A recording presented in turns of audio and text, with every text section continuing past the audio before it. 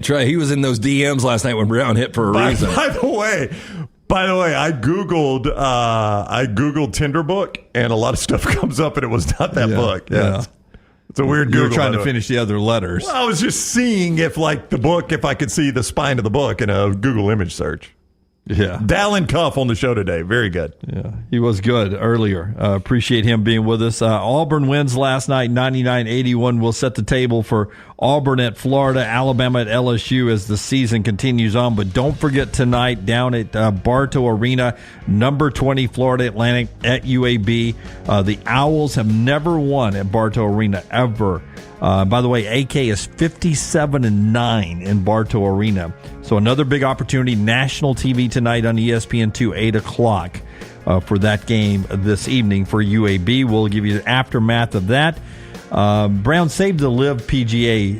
That's good. Save that for tomorrow. I'll have it tomorrow, Jim. Yeah, that'll be good. And by the way, Netflix announced a in-season, all-season long documentary with the Boston Red Sox yesterday. It is supposed to be from creators who are really good at this. I saw a lot of people that were excited about that as we get more of those behind-the-scenes sports documentaries on all the streaming services. That's our show today. Super Bowl weekend officially kicks off tomorrow on the show. Until next time, God bless you and God bless America.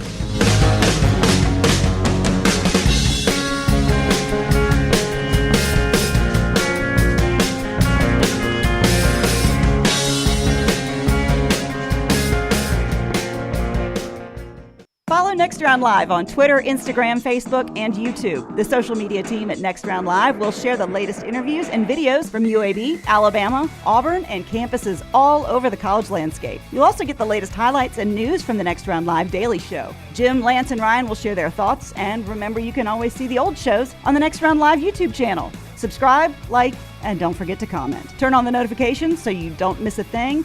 It's Next Round Live on Twitter, Instagram, Facebook, and YouTube. You've been wearing that thin, raggedy t-shirt for years now, and people cannot stop whispering and staring in your vicinity. We've all been there. Luckily, there's a solution to your lack of fashion and social cues. At NextRound.store, they have plenty of options when it comes to a variety of shirts and hats. Once you start putting that Next Round gear on, be prepared to make new lifelong friends and hundreds of unforgettable conversations. Hope you like random high fives in the street, because that's what you're getting after visiting NextRound.store. Make sure to start your day at nextroundlive.com. Get caught up on the latest podcasts and videos from the live daily show, plus specialty shows such as the Mystery Fifth Hour. You can also learn more about the whole staff at Double Down Media, find all of our social media feeds, see the latest videos from our YouTube channel and gaming channel, plus find other ways to consume the show like the Next Round mobile app, which you can download direct from the site via your iOS and Android device. Make nextroundlive.com your homepage and stay up to date with everything from us here at the Next Round.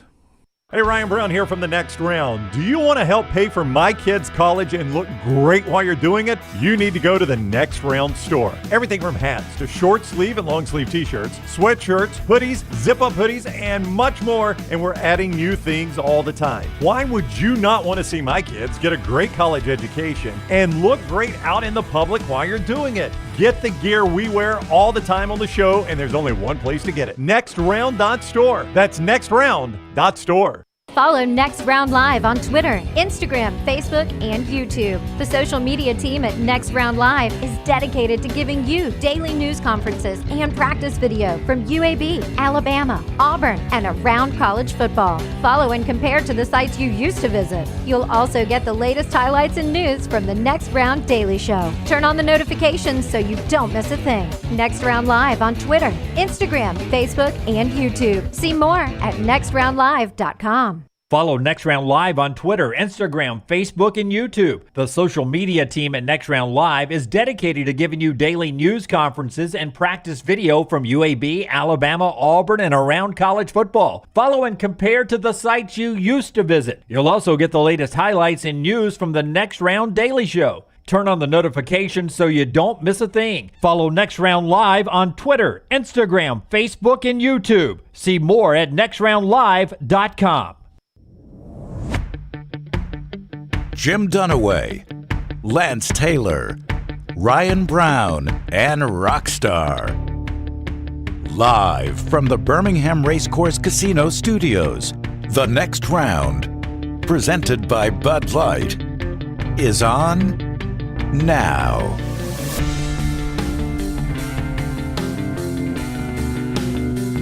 All right, here we go on the show today. Jim Dunaway, Lance Taylor, Ryan Brown, Tyler in for Rockstar, and Forrester and Lunsford rolling as well today. Taylor, Corn, and everybody, and we're off and rolling. Hope you're ready to go on this Super Bowl Eve, I guess. Big wins last night for UAB and Samford. We'll get to this. You're getting a little older. When you look at the kick time for the Super Bowl, I asked Brown earlier, I said, does the Super Bowl always kick off at 5:37? And I said, afternoon? as long as I can remember, yeah. Yeah, because, you think about how that hits. So 3:30 is not a terrible time in the Pacific Zone. 6:30 with all of the interruptions and halftime. Might get a little late in the Eastern, but, this kind of a balance. Probably a 9:15 finish normally, so 10:15 East Coast. I think it's about 9:15 here. 9:15 then 9:30, so 10:15, 10:30 East Coast. Yeah, that's not not terrible. And they're used to staying up later than us anyway. That's right. That's a break for them. We'll talk a lot about the Super Bowl, including Ryan Kelly, former Alabama center, All-Pro with the Indianapolis Colts. He'll be with us in the next segment. Todd Ferman joins us from Las Vegas, the site of the Super Bowl, coming up to start hour number 2 at 10 Central today as we get going. But we got to start with basketball because here in town, and if you're watching us around the country, you hear us talk about the SEC all the time. But here in town, we've got 2 really hot basketball teams. One's been hot. They won 22 of 23, Samford. In the SoCon, a one-bid league, but they lead that league. We'll get to their game in a moment. But Andy Kennedy's UAB team has now won back-to-back home games over top 20 teams. They beat Florida Atlantic last night, and they were just more physical than Florida Atlantic, a Final Four team that's got everybody back last night. UAB went to overtime, so they didn't dominate the game. But to me, when I was watching Brownie's second half and into overtime, they were dominating in the paint. They were out hustling them. The key rebounds down the stretch. Just a gutsy effort for a UAB team that's starting to play its best basketball. A big win for them. They let that one slip away at SMU the other day. AK talked with us about it. Huge win for them. They've got to win a game like that, though, to stay in this race. I mean, they're still 2 games back. If they had lost that game, any chance of winning the conference will be over, but they're still trying to, finish as high as they can to get a favorable seeding in their conference tournament, because for UAB, it's going to be all about that conference tournament now. So these games become critical. These aren't throwaway games just because you got to win your tournament. They're trying to get a good draw in their tournament. Yeah, look, when they were CUSA, it was a one-bid league, but Andy knows that UAB is going to have to win this tournament. I mean, look, it's back to a special weekend for UAB. I mean, that's the only way that gets them postseason eligible. Yeah, Butter Johnson hit a 3, a dagger in overtime that gave the eventual separation. There was a chance in regulation on a little alley-oop to their big guy, Golden, who missed sort of a tap-in that would have won it at the buzzer for Florida Atlantic. That would have been a heartbreaker. Here's AK afterwards on just what another great atmosphere, big win it was for the Blazers. Wow. Our last 2 wins, the word that I would use the most accurately would just be gutsy. I thought it was gutsy again tonight. I thought we really, really competed on the defensive end against one of the best offensive teams in college basketball. In the second half, I thought we did a terrific job of trying to play through Yaks. And I thought Chris Coleman, with JD, really being non-existent in the game because of fouls. Will Shaver, I thought, gave us some productive minutes, and then we went to Chris, and he did what we think he's capable of every game, and that is use your quickness and your athleticism and cut off the ball and finish some plays at the basket. So I thought him and Yaks were terrific together. Huge win for us. Proud of our guys. Yeah, 0-8 all-time at Bartow for a Florida Atlantic team that's been really good recently. And we talk about him every game because he's a walking double-double. It's crazy. But Yaxel Lindenberg last night had 17 and 21, and down the stretch when they had to get a rebound to get another shot to maybe win the game at the end or to tie the game when Florida Atlantic had taken the lead, he just kept willing a rebound out of there. 21, by the way, rebounds. Is third most in UAB basketball history in a single game. It is third most in the American Conference history of a single game in rebounds. The guy went to work last night. Well, look, and his body control and the way he's able to get leverage down low to get the right position for these rebounds. I mean, it reminds you a little bit of Dennis Rodman. Now, when you look at him, Yax is more of a specimen. Rodman was always cut up, but, he started his career, he was really lean, a little bit shorter than Yax at 6'9". But to pull down 21 boards, and by the way, to play, that's one of those hustle board stats.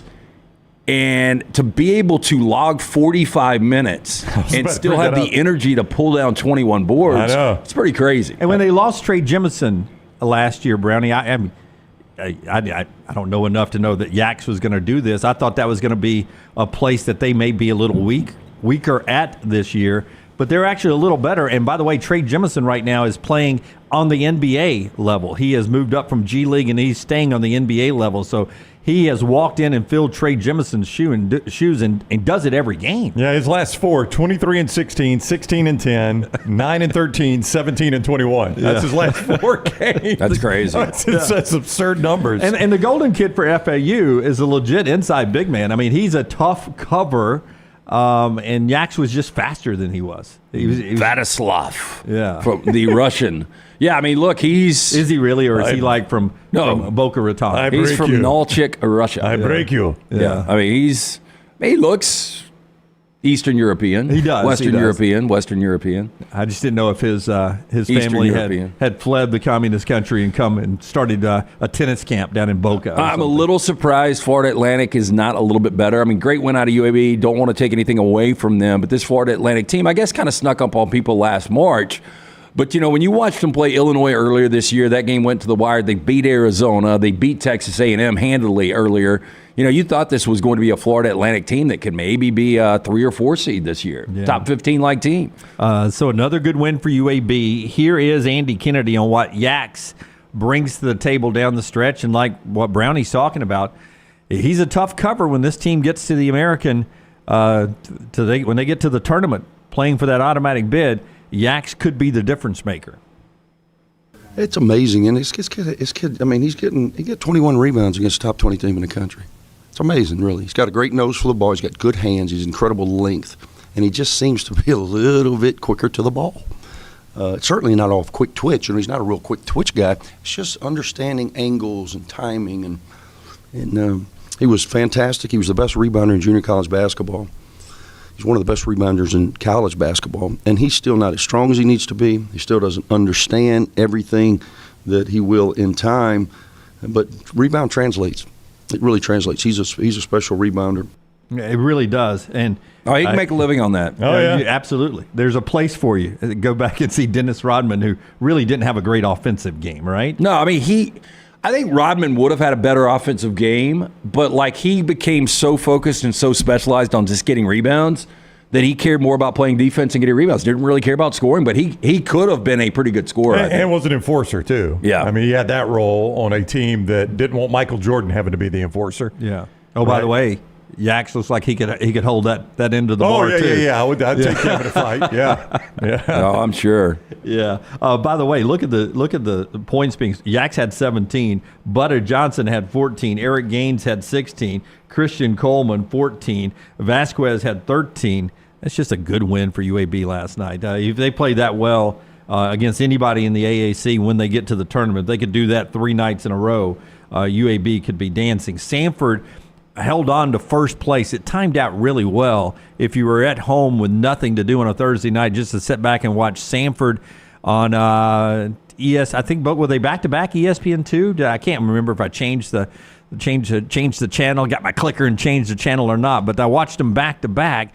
Samford on the road at North Carolina, Greensboro. It was a battle for first place. It's exactly what we had Alabama-Auburn earlier before, except Samford, the first-place road team, went in and won at Greensboro, and they won it going away. Campbell had 17 points, 21-3, now 10-1 in the SoCon.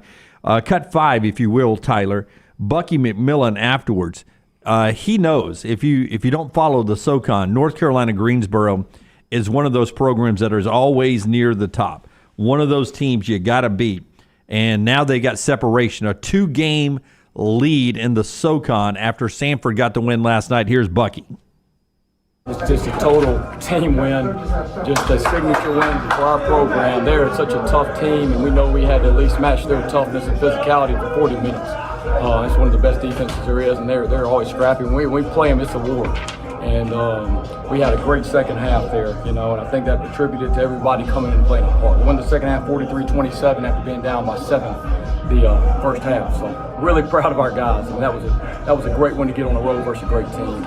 Dude, that is a straight-up high school. I know. I like the local elementary school decorated behind them, didn't they? Yeah, but if I'm Bucky, and I know one day if this continues, I'm going to be at a bigger program, these are the clips you save. Yeah. And you show your kids that you're living in a mansion one day, and you're like, this is hard work. This is where it started. Yeah, but I would tell you, I think they play off campus. I think that's like the Greensboro version of Von Braun when we were up in Huntsville. Really? I'm with Brown, though. I mean, you look at... Oh, I know what it looks like. It looks like somebody's notebook in high school. Yeah, that looks like Mrs. Davis's third grade class did that little box behind it. Yeah, not a bad standing tiger. It looks like a terrible either spoon or guitar underneath the tiger. That game was played at the Greensboro Coliseum. You're right, Jim. Yeah. As I was watching it last night, I was like, it's a great venue. And I'm thinking back now, I was watching so many games in the quad box on my YouTube TV, but I did think they had an open space at the end of the floor where people were like walking back and forth to concessions. It was a weird look, but am I not right? I'm right. That's where they used to play the ACC tournament back in the day, right? I think so. That was the permanent. They have, yeah. That was the permanent home of the ACC tournament, Greensboro Coliseum. Yeah, well, it's fallen. But the Samford team, they still look. And I know Greensboro going into this, I think they only had one home loss,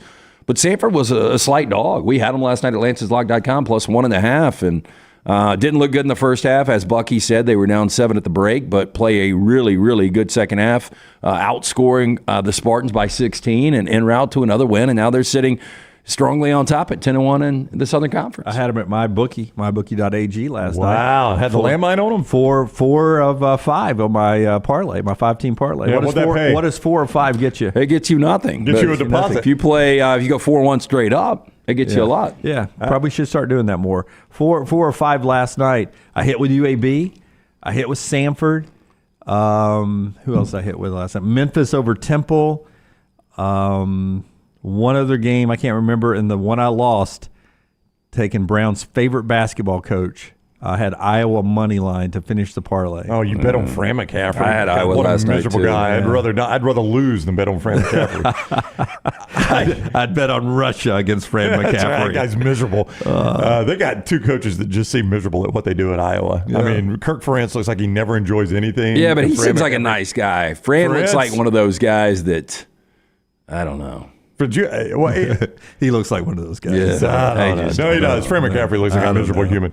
What do you mean by that? Like if your dog took a shit in his yard. Fran McCaffrey. He'd come out all red. He'd be red-faced like that. I mean, he's the guy that calls homeowners immediately. Yeah. Like some guys have to build up to red face. He comes out red face. Oh, he does, yeah. I do this in the NCAA tournament all the time when I'm picking, which should tell you not to do this.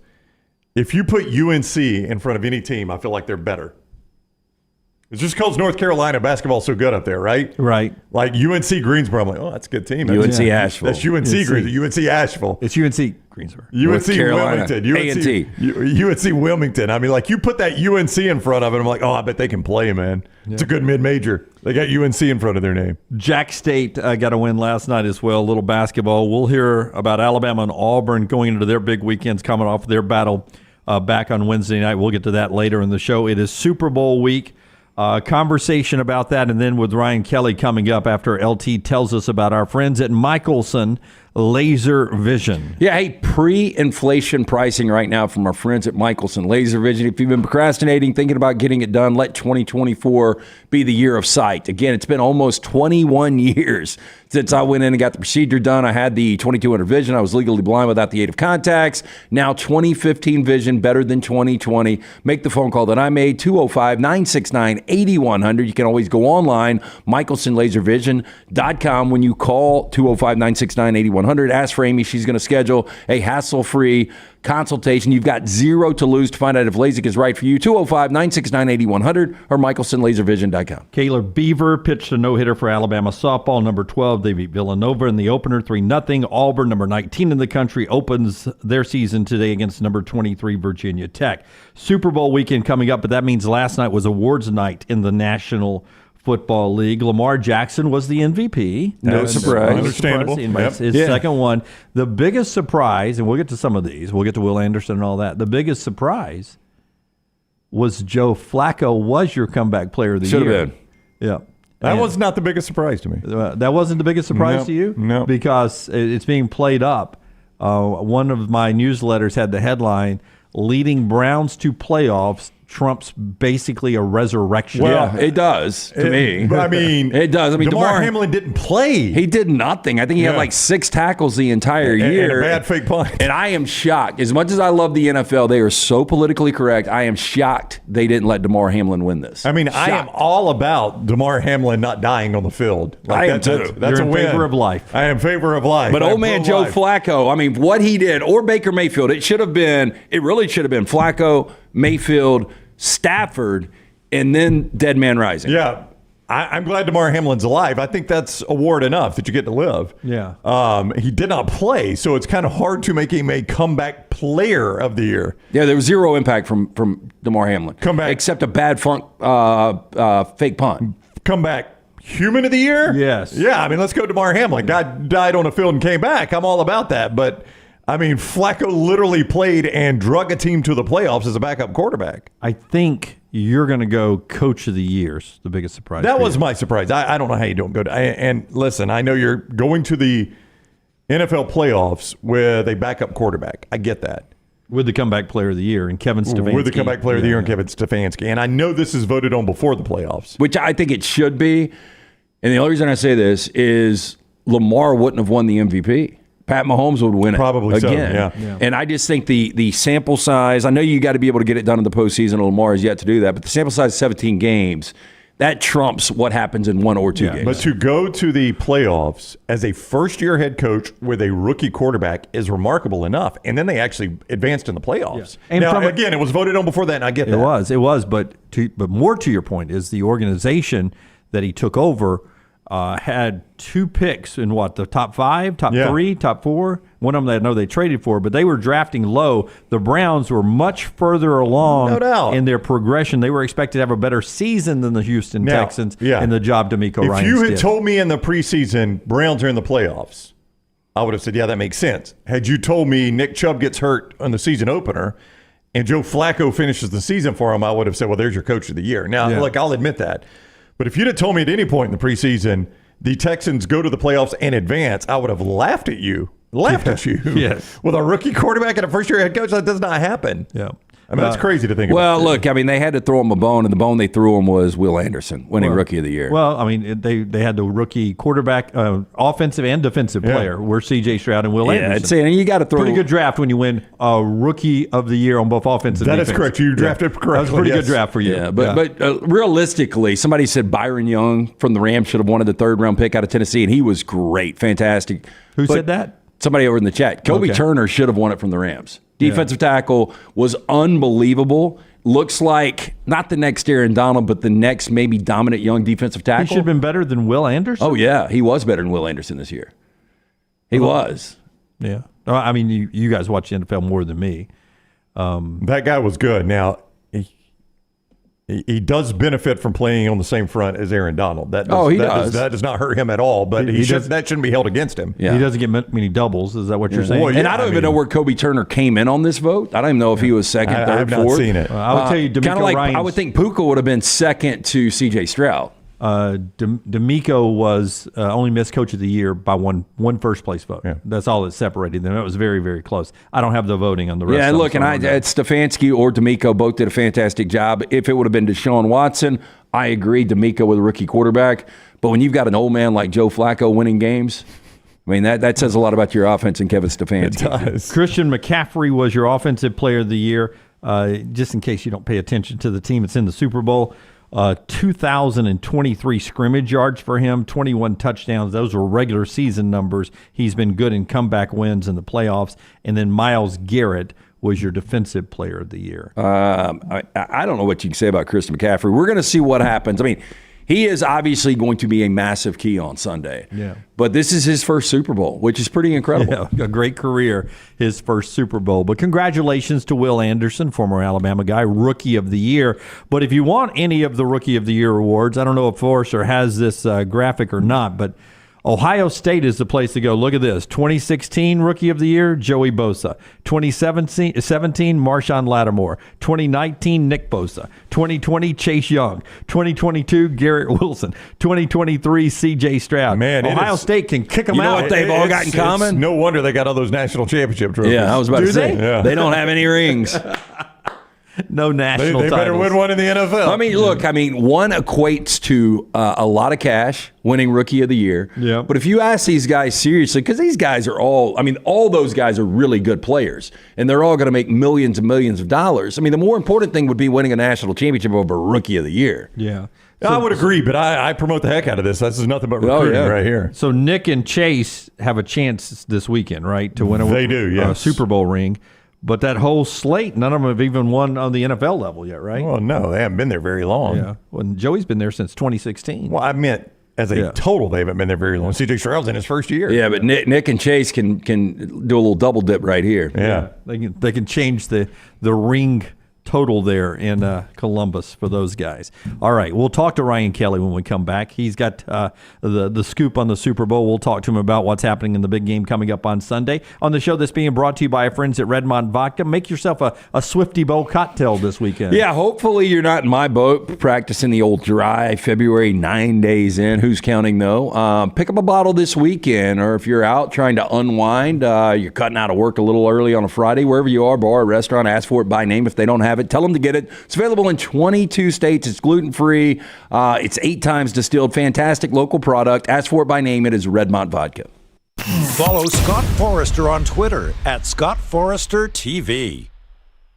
For more than 40 years, Red Wing Shoes has been helping the hardworking people of Alabama. This is why Red Wing Shoes has created the 3-step comfort solution. Step 1, a certified fit specialist will use a 3D scan to electronically measure your feet and arches. Step 2, the fit specialist helps you get the appropriate footwear for your occupation. Step 3, customize your boot or shoe with a Red Wing orthotic. Whether you have a high arch or flat feet, Red Wing has comfort solutions for you. So experience comfort at its best. Visit one of the Red Wing shoe stores located in Pelham or Trussville.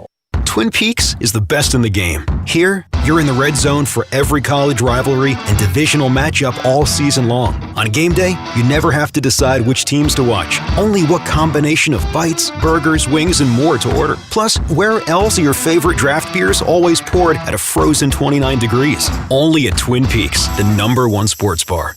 Stick around after the sun sets. Twin Peaks is open really late. Wind down with bourbon and late night bites. Only at Twin Peaks. Stop by the New York Butcher Shop and pick up the finest in certified Angus prime beef steaks and burgers, premium pork chops, ribs, and all-natural chicken cut to order just for you. Their chef-prepared entrees and side dishes are the perfect dinner-to-go choice for your family and are ready to heat at home. With a great selection of fine wines and desserts, the New York Butcher Shop is your one-stop dinner shop. 2 locations to serve you, Cahaba Heights and on Highway 119 in Greystone. The New York Butcher Shop. Rare quality, well-done service. You want to look great while supporting your favorite show? You know the place to go is the official Next Round store at nextround.store. Yes, there are .store domains, and we have one. From shirts to hoodies to hats and all kinds of fun stuff, you can rep the Next Round anywhere you go. At the beach, Next Round hats to block out that sun. Up north in the winter, get you a comfy Next Round hoodie. Just need something to put your $20 beer in at a game? Get you a Next Round koozie and throw that thing in your pocket. You never know what stuff Jim's going to make me put in there next. Check it out. It's the Next Round store at nextround.store. Let's face it, a home is one of the most powerful assets you can have, and our friends at Mortgage Right want to help you build wealth through home ownership. Mortgage Right is all about providing competitive rates, a variety of loan products, and a multitude of resources for a seamless home buying experience. They treat their borrowers like family and are always looking to bring more happy homeowners under their roof. See more by visiting mortgageright.com/TNR today and start living. That's mortgageright.com/TNR. NMLS 2239 Equal Housing Lender. The Double Down Media podcast family is live and full of content for all ages. The Mystery Fifth Hour gives the Next Round host a chance to talk about everything but sports. Pour a glass of Bama and Bourbon, our weekly college football conversation, while sipping on some of the most interesting pours in the bourbon world. And in our Not For All Ages podcast, The Last Call, LT takes off the gloves for in-depth conversations with stars like Taylor Hicks, presented by Redmont Vodka. Find these podcasts and more by searching The Next Round on Apple, Spotify, and on our website, nextroundlive.com.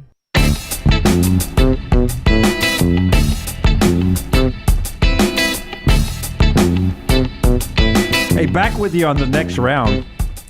Ryan Kelly here in just a second. Show being brought to you by our friends at the University of Montevallo, montevallo.edu, montevallo.edu. Check them out online. Schedule an in-person tour for your son or daughter as they look for a new institution or their first school as they leave high school. Make it Montevallo. A lot of great on-campus stuff, fraternities, sororities, wonderful academics, broadcasting school, business school, multi-million-dollar theater and music department, and 23 NCAA fully funded scholarship sports, a wonderful place to continue your athletic career. Montevallo.edu, montevallo.edu. All right, let's talk with former Alabama great, now Colts center Ryan Kelly, fresh back from the Pro Bowl. He is with us now on the JohnstonRVCenter.com hotline. What is up, Ryan? How are you? Hey, good morning, guys. How are we doing this morning? Doing awesome. Thanks a lot. I remember back in the day, it used to be a money-losing proposition to go to the Rose Bowl, or the Pro Bowl, because it was in Hawaii. Is it the same when it is here in the continental United States? Does it get that expensive still with all the people that want to go? It can get a little pricey, but I have to admit, I think it's a much cheaper ticket than the Hawaii used to be. And Orlando is a really kind of an easy place to get to for most people in the world, but they do a really good job down there. We brought our two kids, our twin boys, and had the family down there. A couple years ago, I took my 85-year-old grandma on a bunch of rides. And so it is a fun experience. The game is obviously no longer a game anymore, and probably for good reason, but they really do a good experience, and it's not too bad. At the end of the day, you're still making a check. Pretty sizable one too, so it's not too bad. I know it's kind of taboo for NFL players that aren't in the Super Bowl to actually attend a Super Bowl as spectators. I would assume you guys still get 2 tickets, and is it one of those that you just I don't know if you can sell them? Do you give them to friends? What do you do with your tickets? I can't comment on that, but I do not attend the Super Bowl. Okay, fair enough. We're not going to push it at all. Hey, those tickets, and we were talking about this, Ryan. I think the average ticket to get in was $11,000, and like the worst seat in the house is like $8,000. Like, you've got to be a multimillionaire to be able to buy Super Bowl tickets now.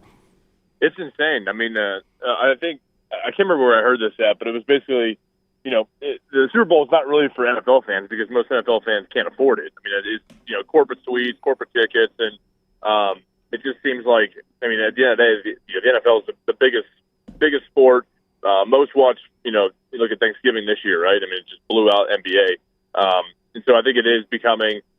It's one of those things that's also, I think it's more to be seen too, but it kind of sucks, right? Imagine you're playing for the 49ers, you want to have your family come. I think the NFL gives you 2 tickets and you got to go buy the rest of them.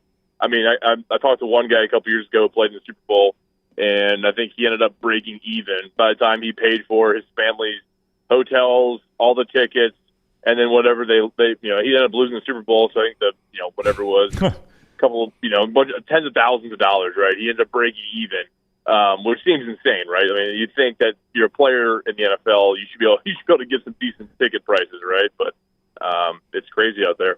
I'm interested as you prepare for a big game like this, and you got someone like Nick Bosa on the other side that led the league with 21 knockdowns, 10.5 sacks. When you guys are game planning for someone who can pressure the quarterback like that, do you focus a lot on one player that can change the game and sort of design things, or is it week to week, it's pretty much the same type of scheme? I guess what I'm asking, can one guy sort of change what you do week to week in a game? Yeah, I think you look at Aaron Donald. He's a perfect example of that. I think the hardest part with the 49ers is you look across their defensive line, and who are you going to send your double team to, right? You send your double team left, now the right side's exposed. You go right, now the left side's exposed. Hargraves, all these guys that they've got, Eric Armstead, they can all wreak havoc, and they play their defense. They play within their defense. They play the defense for so long now. A lot of those guys have been there, consistently together, and they play extremely well together. I think it's just going to be tough. You can't really pinpoint a single matchup where you're like, we need to help the left tackle, right, or we need to help the right tackle. And we all need help. So I think their ability to, certainly, Mahomes getting out of the pocket, the running game obviously will help that. But this ultimately is the head-to-head matchup you want to see, right? Two great teams, and I think that's one difference between college and the NFL is, college you might face an elite player once every couple games, and there might be just one of them per D line. This one you've got every single person is elite D lineman. So good luck to them, and it's amazing they're still playing. Ryan Kelly with us, the former Alabama great, now with the Colts. He's on the JohnstonRVCenter.com hotline. I don't know about you because I don't know how closely, as you're preparing for a game, you're able to follow this. But when Chase Young went to San Francisco, I was like, you got to be kidding me. They're adding that guy too? I mean, that's an incredible defense that they're going to add Chase Young to. Yeah, you got to start thinking you look at, I'm not a GM. I don't understand, necessarily everything about a salary cap, but you start looking across the board, and there's a lot of money tied up in that team, and so it's amazing that they can afford and be able to do all these different trades. And it's always fascinating in the NFL. It's really kind of a chess match of how can you stack together a team. Certainly having Brock on a rookie contract at quarterback helps up and frees a lot of room up in other places. But how do you A, stay healthy throughout the year, and B, add components and pieces in the offseason to really, make a playoff push. And, to do it consistently also is pretty impressive. Any team can go all in for 1 year, spend as much money as you want. Hopefully that team makes it to the AFC Championship or go to the Super Bowl, great. But usually those teams don't last year after year. And to see the 49ers' success, adding pieces like Christian McCaffrey, Chase Young, all these guys, right? It's really impressive to see. Well, I tell you what's impressive, Ryan, and you look at Kansas City in the last 5 years, 3 years in the Super Bowl, but you playing at Alabama, it's almost like the opposite transformation of Alabama went from great defenses winning championships under Saban to these unbelievable offenses, and Kansas City in the last 5 years has gone from the electrifying offense to a dominant defense that's really carried them to this point. I think the NFL is such a long season, right? And it's hard to, you're never the same week to week, and it's not always a steady growth. You're going to play really good defenses, and you're going to have bad games. I think Kansas City's always played that defense, right? And they've consistently been, a top 10 team in defense, and certainly they have their ups and downs too. And I think that's why the NFL is so special, because you only got 53 guys, right? You only got 48 that dress out. And so how do you maximize those guys when you're dealing with injuries, you're dealing with contracts? I think the more impressive thing is that they've been able to get back-to-back and reach the Super Bowl that many times in that short span, because, everybody expects it out of Alabama now. But I can assure you that in the NFL it is 10 times harder to make it, let alone win your division every year, go to the AFC Championship, go to the Super Bowl. Those are pretty steep tasks to climb every single year, and to do it year in and year out is really impressive. This is our first chance to talk to you since Nick Saban retired. I'd like to ask you about how he impacted your life with your decision to come to Alabama, and how you think he's going to enjoy being a broadcaster, the guy who actually spreads the rat poison now. Oh, man. I think I think everybody was a little shocked at first, and I look back on it now, and I understand why he did. To be 72 and the new landscape of the NCAA just doesn't make sense to me. I'm sure it doesn't make sense to you either. Seems like you're kind of chasing your tail around a lot, so I won't go down that rabbit hole unless you guys want to. But anyways, when I was 17, I'd committed to Alabama, and I told some people this before the last couple of weeks, is that the one thing that stuck out to me and why I went there, you look back at 30, must be 31 in May, and the decision you make at 17 can ultimately have the biggest factor on your life, and certainly did mine.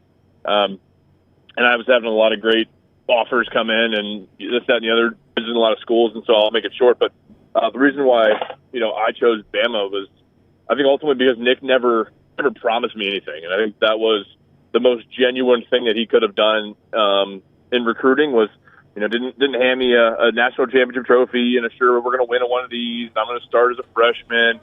None of that. It was just, I'm going to do everything I can to make you successful on and off the field, to give you every resource, every chance to prove yourself. And then obviously, at 17, everything, the flashy rings and all that sounds a lot better, but for whatever reason, it stuck with me. And so that's kind of one of the lasting impacts he made on my life. And, he's been there, every step of the way. When we lost our daughter, he was the first one to message me and reach out to me, Miss Terry. And I just can't thank him enough, because, he ultimately changed direction of my life. And when I blew out my ACL and LCL my senior year, he honored that scholarship, which he didn't have to do. Yeah. Have you had a chance to talk with him or text with him since he announced his retirement? I know you were busy at that time too.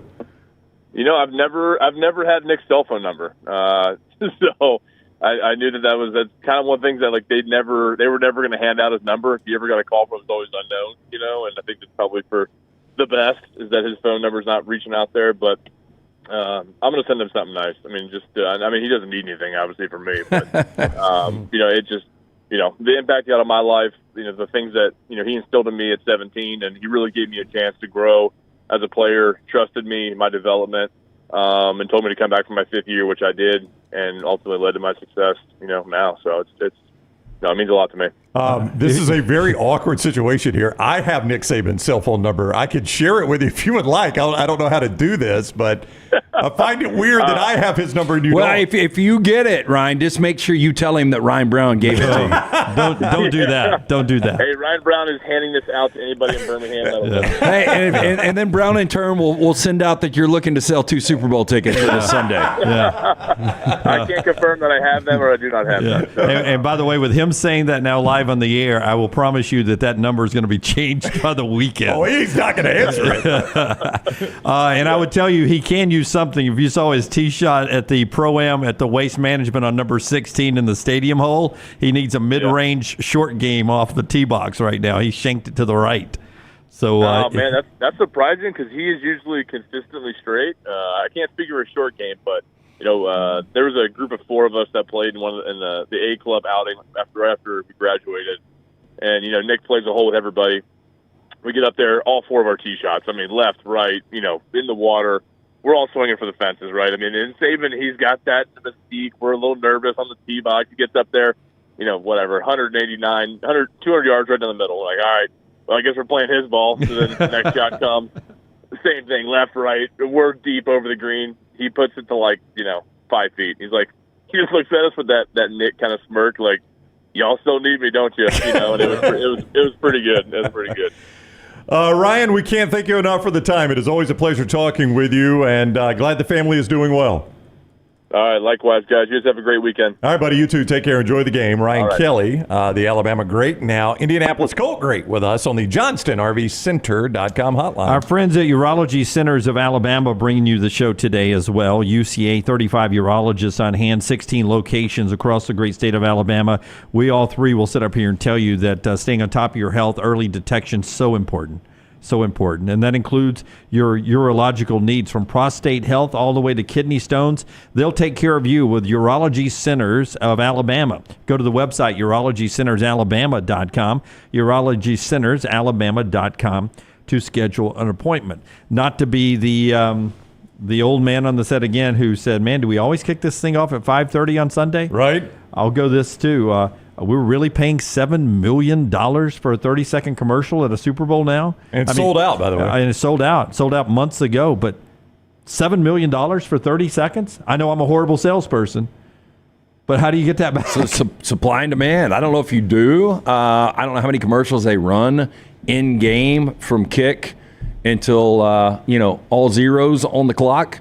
But they're able to get this, and I mean, I don't know, what's the viewership going to be? 100 million? 10 million? 110 million, It won't be 110 because I'm going to lose a stake. Oh, are you now? Yeah, last year's Super Bowl was 115.1 million, and I was reading a media article today that said everything, take Taylor Swift and any of that stuff out of it, every metric that they use to judge viewership from beginning of this season, every week, every window, every stream is up this year in the NFL, which means that basically there's no way they will not hit over 115.1, which was last year's Super Bowl, which was the most watched Super Bowl of all time. Yeah, I think it's going to be pretty insane. Yeah. Like they're not even talking about, it being 115.2.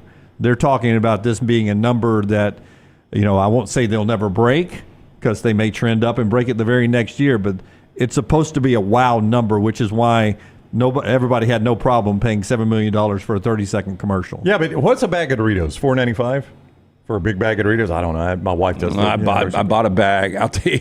We were in Nolensville, Tennessee Saturday night, and I went to get snacks, and the only thing close, everything shuts down like 5 o'clock there. The only thing close was one little gas station, and I went, the next thing I know, I had spent $43 on snacks. Oh, my gosh. And I'm like, I could have gotten a whole grocery cart full, but there was no grocery store, so I was kind of cuffed, but I did get Doritos, but I didn't notice what they were. But I'm going to say okay. Yeah, $5.99 here online at snacks.com. Wow, went up $1 in just 30 seconds there. It's inflation, Jim. So $5.95. Oh, crap.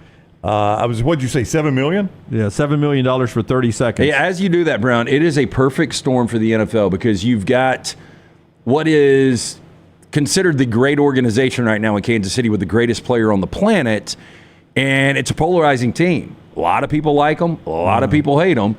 And then you've got San Francisco with a win on Sunday. They're going to tie both Pittsburgh and New England with the most Lombardi trophies. So you've got a great brand in San Francisco, and you have the Taylor Swift angle.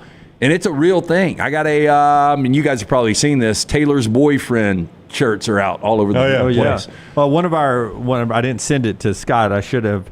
One of our viewers, Kevin, sent me, his daughter got, or the parents and daughter got a Valentine's gift for her teacher and was giving it to her today because it is a 87 sweatshirt with sort of the coloring of the Chiefs that said Karma is the guy or the boy or the man or whatever that plays on the Chiefs. It's sort of script over the 87, and apparently her teacher's a big Swiftie, so that's the gift that they got the teacher for Valentine's Day. It just arrived. And I was like, wow, they've already got that gear out with the Chiefs 87 on it? Lance's niece had that shirt on the other day when he was up here, Reed's daughter. 1.17 million bags of Doritos you got to sell for a $7 million commercial to make it back dollar for dollar. Oh, wow, that's not that many, really. Yeah. By the way, not that many. 1.1 million bags. How many do you eat a year? You think? Yeah, that's in our house maybe 5. That's a drop in the bucket, I think. Yeah, I do too. Oh yeah, I think that many. I think 3 times that will be purchased this weekend, just on Sunday. Yeah. 3 million bags of Doritos. Oh yeah. I mean, if you personally, your family eats 12 a year, that's 1 a month, which you probably do, or some form of that that brand of chips. I'm not a big Dorito guy though. I like the Flamin' Hot or whatever. I'm going to go totally redneck spicy on you and totally not Bammer Jim, but the only time I like a Dorito is with Mama Goldberg's. Mama with your Goldberg's, edibles, where you throw them down and you put some cheap cheese and jalapeno on top of them. Pepper jack on there. Oh my God, it is so good. Well, it's such a simple creation. It really is. It's like a couple of guys back there, 16-year-olds working after work, stoned as bats, and they're like, "What do we got to work with? We got some Kraft singles." We got some Doritos. Oh, hell, what else we got? Some jalapenos. Throw them together. Throw that together. Get some mayonnaise. We'll dip them in mayonnaise. Hey, but Cool Ranch will stink up a car and give you breath. Woo. Hey, since you brought it up, though, my niece, Haley, her birthday today. Emma's birthday yesterday. Remember, they're Irish twins, so born 366 days apart, which is kind of crazy. Yeah, well, happy birthday to them. You got to get to work to have kids that close, right? Yeah, you do. I noticed that. Tip of the cap to Reed. Then I noticed that little one was sick yesterday on her 8th birthday. I didn't know they were back to back. So happy birthday to them. Stomach bug. Yep. Oh, they've got a stomach bug, and Reed's here. Well, I mean, they apparently went around Rocky, right? Yeah. So Rocky lives at a hospital. He's got a stomach virus at the house. He's here on the Super Bowl Sunday. I think Haley's fine. I think Emma had the stomach bug. I think the problem is I think every other person is sick in our world right now. Hey, by 12 o'clock, you'll be like, I know. I'm feeling a little off. Yeah. God, hey, the stomach bug is the thing that scares me the most, man. Yeah, but the good thing about a stomach bug, the only good thing about the stomach bug is it's normally out in 24 hours. Yeah, and you lose weight. Zach says, congratulations on the sex president of Double Down Media. Wow. He's business manager. And by business. Wow. Our friends at Bud Light. There he goes. There he goes. Quick shot. No, we missed him. We just missed him. He was behind the big wall there. Our friends at Bud Light bringing you to the show. By the way, you'll see the Clydesdales as part of the commercials this weekend. Lionel Messi doing a Michelob Ultra commercial. And for Uber Eats, one Jennifer Aniston on the Uber Eats commercials. This is some of the stuff you'll see this weekend. Did we get him that time? No, he ran through that time. Apparently he is very fast as well, so it works out really good. Dude, Cam Newton, these get-ups. He's on, what is this, First Take? On Good Morning Football earlier, he had a different hat on. Well, so he's changing hats. did. That's pretty mild for like Cam. if you threw him on a horse between Heath Ledger and Jake Gyllenhaal. By the way, that looks like that horse rides? That looks like a modern remake of Yellowstone, what he's dressed like. He's got flair. So he really had a different hat on today? He did. If it ever pops back up on Good Morning Football again, he had a different hat on over there. So flipping him around. He's style, man. He's got it. All right, when we come back, we'll take a break from the Super Bowl because we're going to get back to Ferman with that at the top of the hour. I've got some amazing numbers from the college football recruiting that just shows you SEC dominance. And then if you want to go financial, some good SEC football numbers or just SEC numbers when it comes to the bank account from yesterday. We'll talk about that when we come back right here on TNR. Take the next round anywhere you go with official Next Round gear. Buy yours today at nextround.store. Legacy Credit Union has the ultimate game changer for your finances. With Engaged Checking, you can earn 3% APY on balances up to $15,000. You heard correctly, 3% APY. But it's not just about scoring with high yields. With Engaged Checking, you can get paid up to 2 days early. That means your paycheck, Social Security, tax refund, you name it, you get it early. So stop sitting on the sidelines and get in the game with Engaged Checking. Sign up today at legacycreditunion.com or visit any 9 Greater Birmingham area branches. APY is annual percentage yield. Terms and conditions may apply. See Credit Union for details. Federally insured by the NCUA. The Next Round is so much more than the show you get from 9 to 1 each day. So make sure to head to our official YouTube channel at Next Round Live and subscribe to get all of our latest content. We, of course, have plenty of specialty content and shorts based all around the sports in the heart of the SEC. But we also talk pro sports, gambling, lifestyle and entertainment, and so much more. It's the Next Round YouTube channel where you never know what you're going to find next. Subscribe now to see the latest content and get notifications when we go live. That's at Next Round Live on YouTube. Storm season is here. Make sure you have a plan of action in place right now. Greg from Pell City and Storm Restoration Roofing should be your first call when storms hit. Insurance companies love working with Storm Restoration Roofing because of Greg Nelson's name and reputation in the industry. When storms hit, call Greg Nelson. He's local, 205-542-3531. He's the home of the free no-cost roof inspection. Greg from Pell City on Facebook, 205-542-3531. It's Storm Restoration Roofing. Stop by the New York Butcher Shop and pick up the finest in certified Angus prime beef steaks and burgers, premium pork chops, ribs, and all-natural chicken cut to order just for you. Their chef-prepared entrees and side dishes are the perfect dinner-to-go choice for your family and are ready to heat at home. With a great selection of fine wines and desserts, the New York Butcher Shop is your one-stop dinner shop. 2 locations to serve you, Cahaba Heights and on Highway 119 in Greystone, the New York Butcher Shop. Rare quality, well-done service. Want more of the show? Download the app or visit nextroundlive.com for the latest podcast. The Mystery Fifth Hour, our Not For All Ages podcast, The Last Call, and our entire Double Down Media podcast family. All at nextroundlive.com and on the Next Round app. If renting is putting a dent in your bank account, here's your sign from the universe that it's time to buy a new home. And who better to help you through the ins and outs of home buying than our friends at Mortgage Right. With Mortgage Right, you don't have to worry about becoming a short notice mortgage expert because they do all the heavy lifting for you. They're trusted mortgage professionals and they'll help you choose the right mortgage option and stand by your side every step of the way. Visit mortgageright.com/TNR to buy before renting runs you dry. That's mortgageright.com/TNR. NMLS 2239 Equal Housing Lender.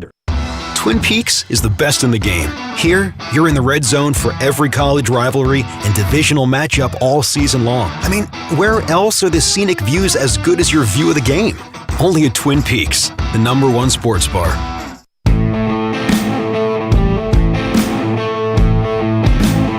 Back with you on the Next Round. Some developing news in college football and then the stuff we were talking about before the break after I tell you about our friends at Precision Sports Medicine and Orthopedics.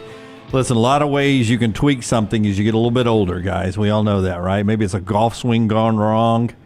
Maybe it's running down the hallway, trying not to make it on the camera back here, and you pull a hamstring, or anything else. Maybe pickleball, just a workout in the gym, whatever's going on. You tweak something, whether it's a knee, a back, a shoulder. Our friends at Precision Sports Medicine and Orthopedic can get you back in your game, whether it's work or play. 205-512-3885, 512-3885, or precisionsportsortho.com/2024.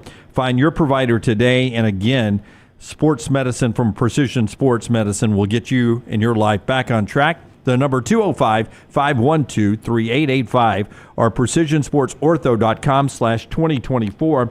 Earlier this week, at his National Signing Day news conference, Ohio State head coach Ryan Day said he will not call plays this year. I will not call plays this year. I'm passing that along now, and I will not be a play caller. Well, we're going to put that to a test now. Well, he's going to find a new coordinator. Pete Thamel reporting that it is very close to a done deal that Boston College is going to hire Bill O'Brien as the school's next head coach. As he says, a deal is expected soon, so you'll see that announcement pretty soon. You know, it is interesting that Jeff Hafley leaves Boston College to become a coordinator with the Green Bay Packers. Mm-hmm. And now Bill O'Brien, who is a coordinator at Ohio State, New England, then Ohio State. Yeah, but I'm saying one of the top 3 or 4 college football programs right now, and now he takes the BC job. BC job seems impossible to me. We don't know the future of the ACC. They haven't had success even when it was on stable ground. Really, their last success, correct me if I'm wrong, was Jeff Jagodzinski, who they fired because he interviewed for an NFL job, right? Yeah, in 2007, I think, was the year that Matt Ryan and Jagodzinski had him up to number 2 in the poll. Yeah, that was the last great Boston College team. In my head, I think 24-15 was too many wins. I don't think Bill O'Brien was there that long, but was he like 17-14 at Penn State in the rebuild? I think it was better than that. Yeah, he was pretty good at Penn State.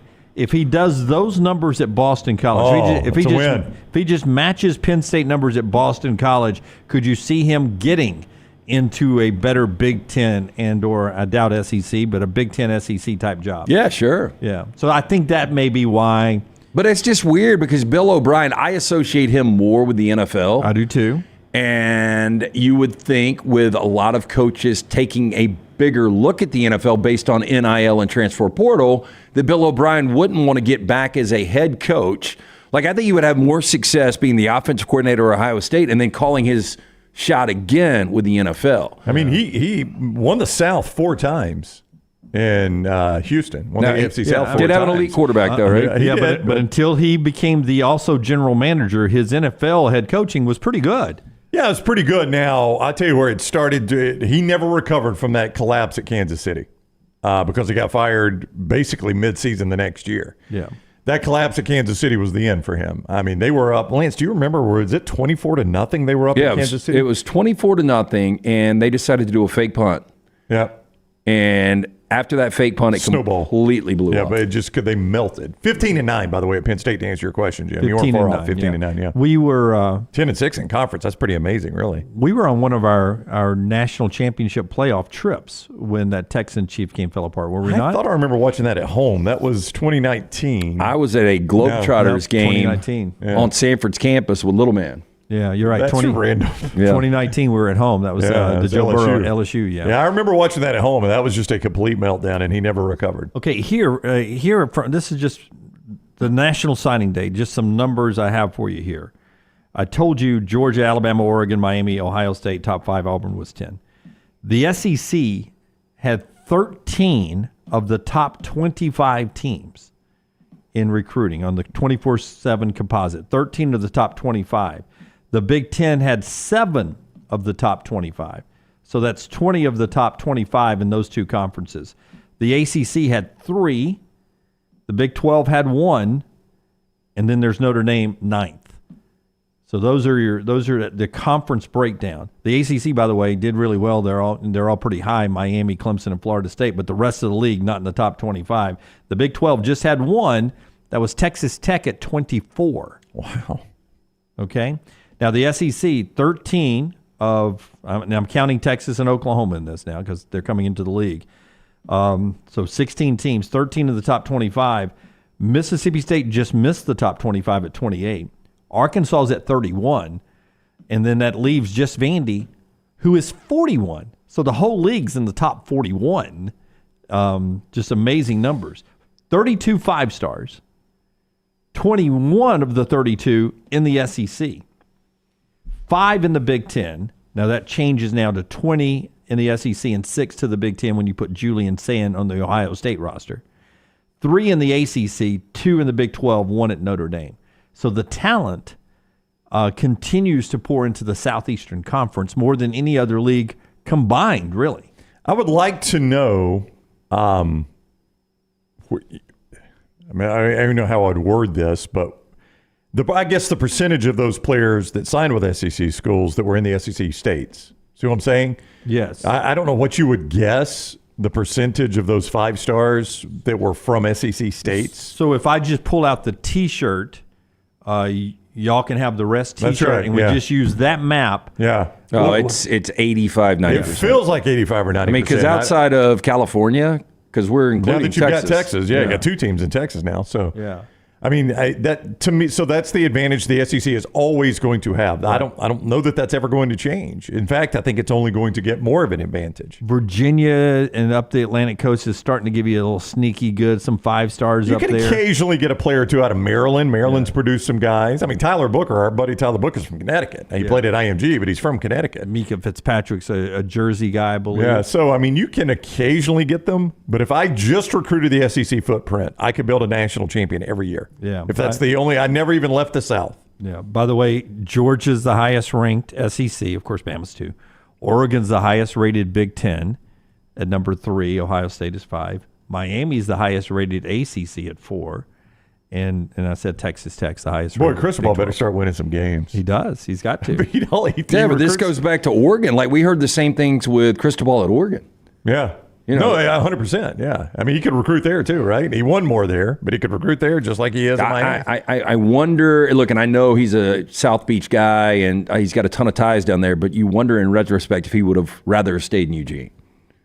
Yeah, I really don't know what the deal was that. It's just such a better job than Miami right now. Not even close. Especially now that they're in the Big Ten, Lance. Yeah. I mean, like he'd be Big Ten Oregon coach. That's right. If he had stayed. Yeah, and everybody talks about this connection he's got with the big collective guy down there and the relationship they've got. What's it done for you? Well, and the collective at Oregon is, from what you hear, is pretty good. Undefeated right now, it seems like.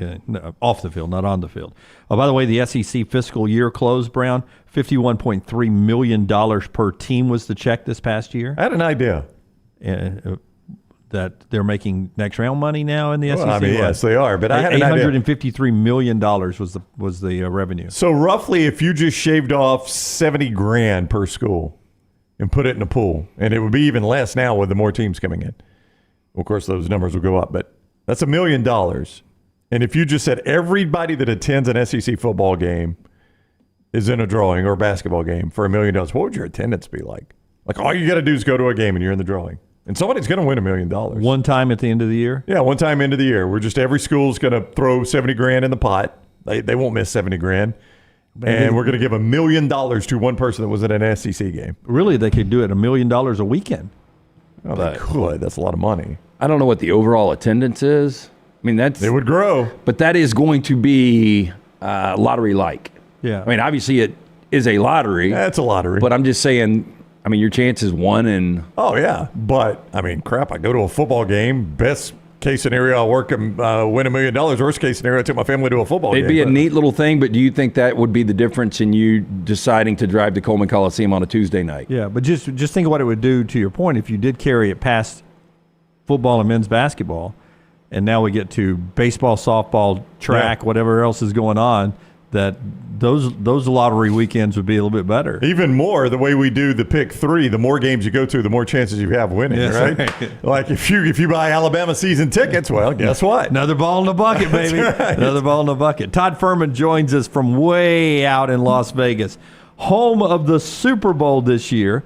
Before LT tells us about Odie's, just a little history.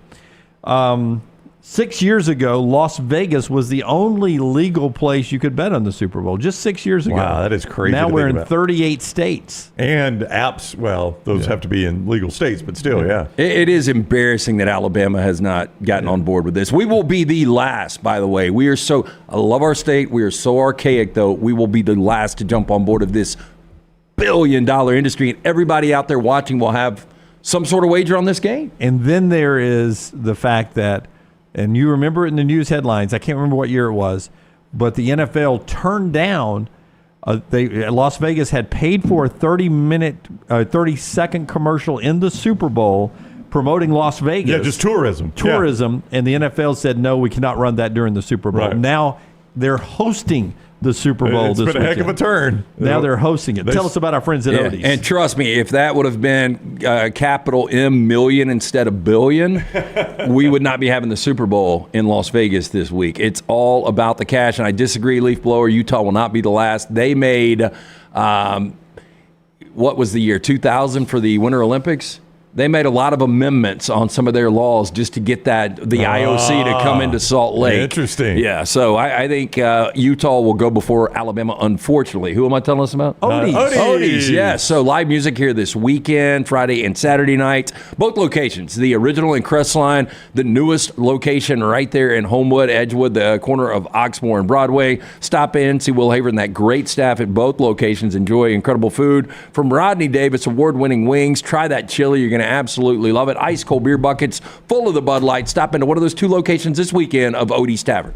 Never miss anything Auburn. Watch Village Vice at Wardam Pods on YouTube and listen wherever you get your podcasts. Are you ready for a winning season in your finances? Legacy Credit Union is bringing you a slam dunk deal on their credit cards. Apply for their balance transfer and pay zero balance transfer fees. That's right, there is no balance transfer fees, and they're offering a jaw-dropping 2.99% APR for the first 6 months. Whether you're looking to clear the cord of those holiday expenses or just wanting to streamline your finances, apply online today, LegacyCreditUnion.com. Annual percentage rate, terms and conditions may apply. See Credit Union for details, federally insured by the NCUA. Storm season is here. Make sure you have a plan of action in place right now. Greg from Pell City and Storm Restoration Roofing should be your first call when storms hit. Insurance companies love working with Storm Restoration Roofing because of Greg Nelson's name and reputation in the industry. When storms hit, call Greg Nelson. He's local, 205-542-3531. He's the home of the free no-cost roof inspection. Greg from Pell City on Facebook, 205-542-3531. It's Storm Restoration Roofing. Want more of the show? Download the app or visit nextroundlive.com for the latest podcast. The Mystery Fifth Hour, our not for all ages podcasts like Bama and Bourbon, and the entire Double Down Media podcast family, all at nextroundlive.com and on the Next Round app. There are so many things I love about walk-ons. Authentic, mouth-watering Louisiana cuisine, prepared fresh, daily from scratch. A great beer selection and TVs everywhere to watch the big game every day of the week. And of course, they've got two great locations on Highway 280 and 119 and at Hoover near the Hoover Met. Walk-ons is also a great place for happy hour, 2 to 6 Monday through Friday with $5 moonshine swirls, $5 house pours, and half-price appetizers. And it's an easy take-home experience for the family as well. Highway 280 and Hoover with walk-ons. This hour of The Next Round is presented by the Birmingham Racecourse Casino, now featuring 7 days of giveaways with your chance to win a share of up to $125,000. The more you visit the Birmingham Racecourse Casino, the more chances you have to win. Spring weather is here, and our friends at Hemp Hill Services are offering a $69 HVAC tune-up plus 10% off any service call when you mention The Next Round. Call Adam, Chad, and the guys at Hemp Hill Services. Make sure your HVAC unit is ready to keep up with the changing weather. Hemp Hill Services, locally owned and operated independent train dealer. The team can service all makes and models. For all of your plumbing, heating, and cooling needs, call Hemp Hill Services. It's hard to stop a train. 205-229-2090 or hemphillservices.com. That's 205-229-2090, hemphillservices.com. Hey, Ryan Brown here from The Next Round. Do you want to help pay for my kids' college and look great while you're doing it? You need to go to The Next Round store. Everything from hats to short sleeve and long sleeve t-shirts, sweatshirts, hoodies, zip-up hoodies, and much more. And we're adding new things all the time. Why would you not want to see my kids get a great college education and look great out in the public while you're doing it? Get the gear we wear all the time on the show, and there's only one place to get it. NextRound.store. That's NextRound.store. Jim Dunaway, Lance Taylor, Ryan Brown, and Rockstar. Live from the Birmingham Racecourse Casino Studios, the next round, presented by Bud Light, is on now. UAB with a big win last night in basketball as they handed it to number 20 FAU. Now 2 top 25 wins for the first time in one season since 2010 for UAB. 76-73 in overtime. Samford got a win to hold on to first place in the SoCon. They're now 21-3, 10-1 in the league as they beat North Carolina Greensboro. I don't know what's going on with the weather. Waste management delayed yesterday, this morning by frost. So cold yesterday. I'm looking at everybody in Las Vegas, including my friend Laura Britt, who works with the San Francisco NBC network folks out there. They're bundled up in Vegas. Man, what's going on with the weather? You want a weather report from Ferman? Let's go now to the Storm Center, the Las Vegas Storm Center on the Strip. Todd Ferman with us from BetTheBoardPodcast.com. Is it cold out there, Todd? It is unfortunately a little bit unseasonably cold, gentlemen. So for all those reports you guys are seeing from in and around the stadium, temperatures today expected to stay below 50. And right now, if you walk outside, you're in the mid-30s. So it is a little bit chilly for those folks dealing with the elements. And fortunately, though, the wet stuff looks to officially be in the rearview mirror, because that was even worse on Tuesday and Wednesday, dealing with the rain out there. Can I ask you, though, what if I paid premium to stand in that pool of human water and watch the game on that big screen? What's that place called, that sports bar that's a pool? I mean, the heated pool, it's heated all the time, so you can definitely go out to stadium, swim at Circa, and take part in those festivities. I'm not sure that's where I would be watching the game. You know, when it's 40 degrees at kickoff, even if the water's heated, I have a beautiful hot tub in my backyard. Should I want that experience, I'll flip on the big screen and be able to take part that way. Furman, right now at mybookie.ag, San Francisco 2.5, total of 47.5. Look, and nobody's going to feel sorry for Vegas. There are so many props now. They're going to find a way for their sports books to make money for the most part on this game. With that said, I'm typically a contrarian. I can't pick Super Bowl to save my life. Just quick numbers. You're going to love this, Furman. I have lost 7 straight sides on the Super Bowl, and I am 4-17 since my Rams won their first Super Bowl in Super Bowl 34. So 4-17 the last 21 just on the side of the Super Bowl. How have you done on Super Bowls? And typically, how does Las Vegas do on Super Bowls? You know, I haven't had a side in each of the last couple of games. Last year, the biggest position we took was going over the total in the first half between the Chiefs and Eagles. Everyone working under the assumption that Eagles defense was very good. Strength of schedule was the biggest overarching concern for us, and the Chiefs went out there and were able to push a little bit. This game here, don't really have a strong opinion on the side or total. I make the game 2.5. I lean towards the 49ers if the money line gets into range. The total, I have a little bit of wiggle room, but do have some concern about the offensive minds that you have working in conjunction with one another, with Andy Reid on one sideline and Kyle Shanahan on the other. In terms of player props, that's actually been one of the more profitable endeavors. But when you look at a game like this, it's much easier for odds makers to price this around a pick 'em because you don't have to anticipate a whole lot of game state. You don't have to make some of those manual adjustments if a team, say, finds themselves as a 6 or 7 point underdog, where you can oftentimes get a lot better opportunities betting on the team that's catching points, because when you're trailing, that's when you kind of throw the game plan out the window and may chuck it all over the yard. So some interesting dynamics in play. When you mentioned the Super Bowl and how no one will feel sorry for Vegas, this game looks to be overwhelming public support on Kansas City, at least the way things stand now. But you have seen some professional money come in on the 49ers, especially when that price dipped as low as 1 in the first 24 hours of betting about 10-plus days ago. Your favorite prop that's out there, which one do you like the best right now and that you feel like you get a win on?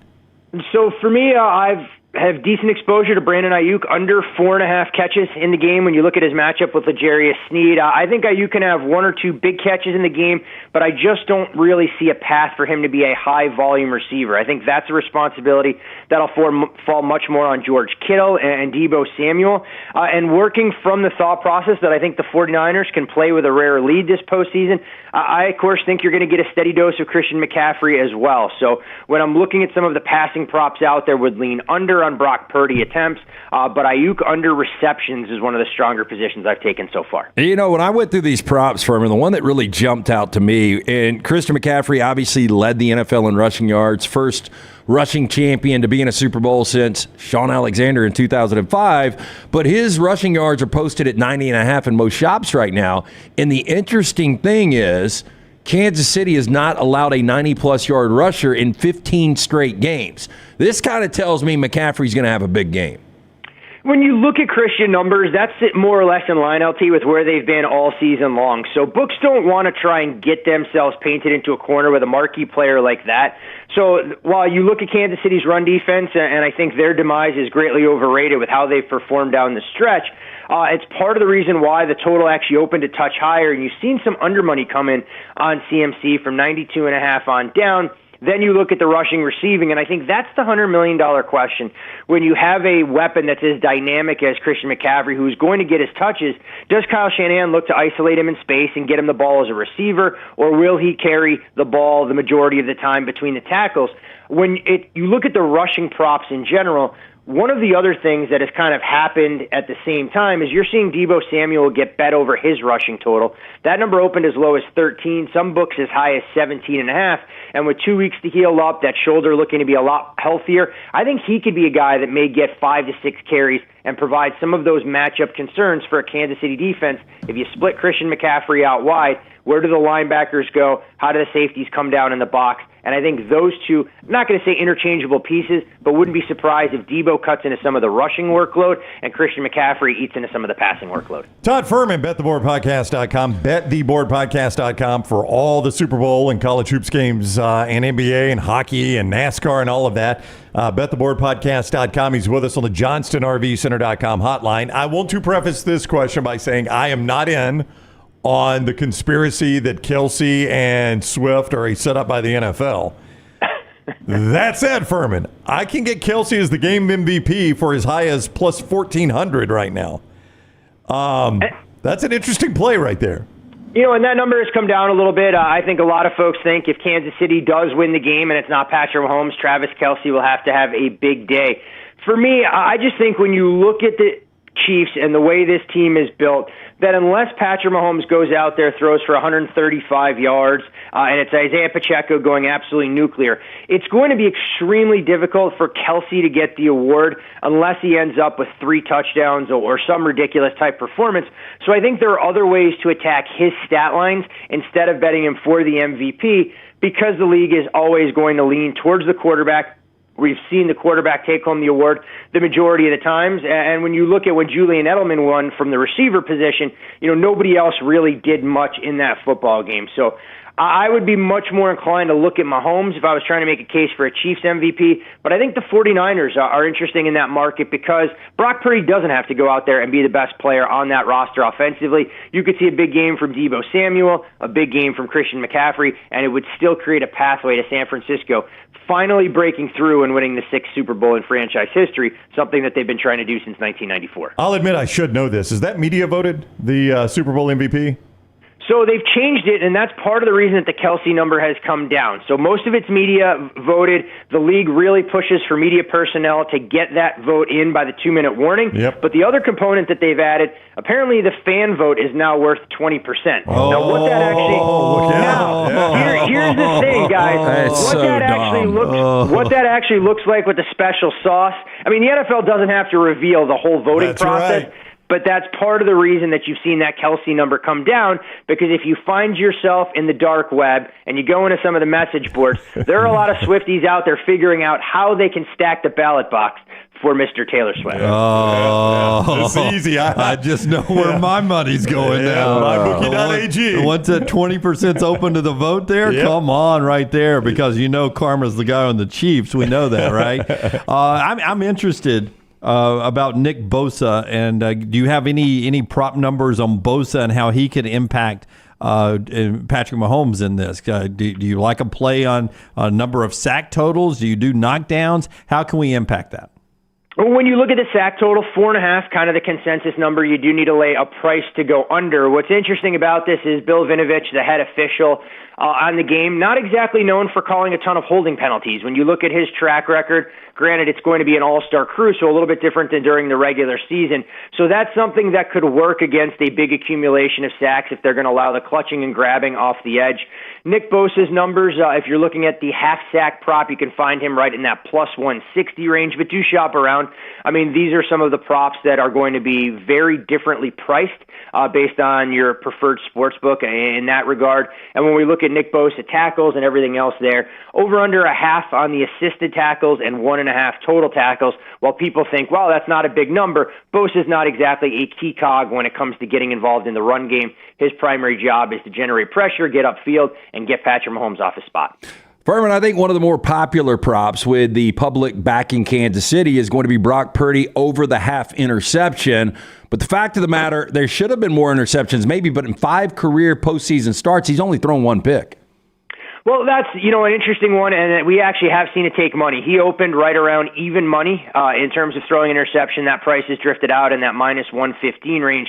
And when you look at Brock Purdy, I think the biggest question is how he's going to be able to handle pressure. We know Steve Spagnuolo likes to scheme things up. He rushes defensive backs at a higher rate than almost any defensive coordinator in the league. And when you look at Brock Purdy's overall numbers against pressure, he ranks top 5 in the NFL in yards per attempt and passing touchdowns, but bottom 5 when it comes to interceptions thrown.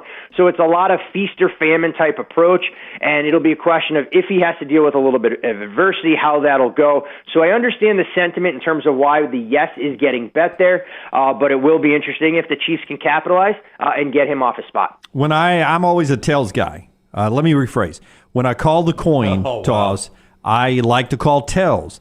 30 times tails has won the coin toss, 27 heads. It's almost like it's a 50-50 proposition. Almost. Yeah. when you in life have to call heads or tails, are you a heads guy or a tails guy? Well, here's the thing. We do see roughly a 50-50 breakdown, but tails on a bit of a run, 18 out of the last 30 Super Bowls in that regard. I am a heads guy through and through when it comes to coin toss, but here's the thing in the thought process here, if you want to believe in NFL conspiracies when it comes to how all this works out. I think we talked a little bit about this last year. There is a growing thought process that when they make these commemorative coins and you put the team logos on one side, those sides get weighted a little bit heavier than the other. So when you're flipping the coin, if it doesn't get proper rotations and it hits the ground, it's going to lean towards landing head side down with that added weight, and that may be contributing to a little bit of a unique run for tails in that regard. But again, not a statistically large enough sample size to go in and say anything is due. So a true 50-50 proposition, and anybody laying minus 105 to get involved in here probably needs to find a better way to burn through cash instead of betting friends and family. Is there a slither of the NFL that does not have a conspiracy theory? No, there is not. Is there one part of it that does not have a conspiracy theory? I don't think there's any component of all of it, whether it's the officiating, whether it's the Gatorade color, whether it's the subliminal messaging that somehow is going to get interwoven into the broadcast in some capacity. Everybody loves to try and put on their tinfoil hat as we inch closer to Super Bowl Sunday. Reba McEntire feels like an over on the anthem to me. I mean, it's only 90.5 seconds, I think. Yeah, it's one of the shortest over-unders we've seen, but the craziest part about it so far, guys, is we haven't seen much movement. I mean, that's kind of where it's opened. It's held steady. I've been on the phone with some of my friends in Nashville figuring out, which way Reba is going to go. A lot of her performances in the past, she does have a big catalog, have been unders.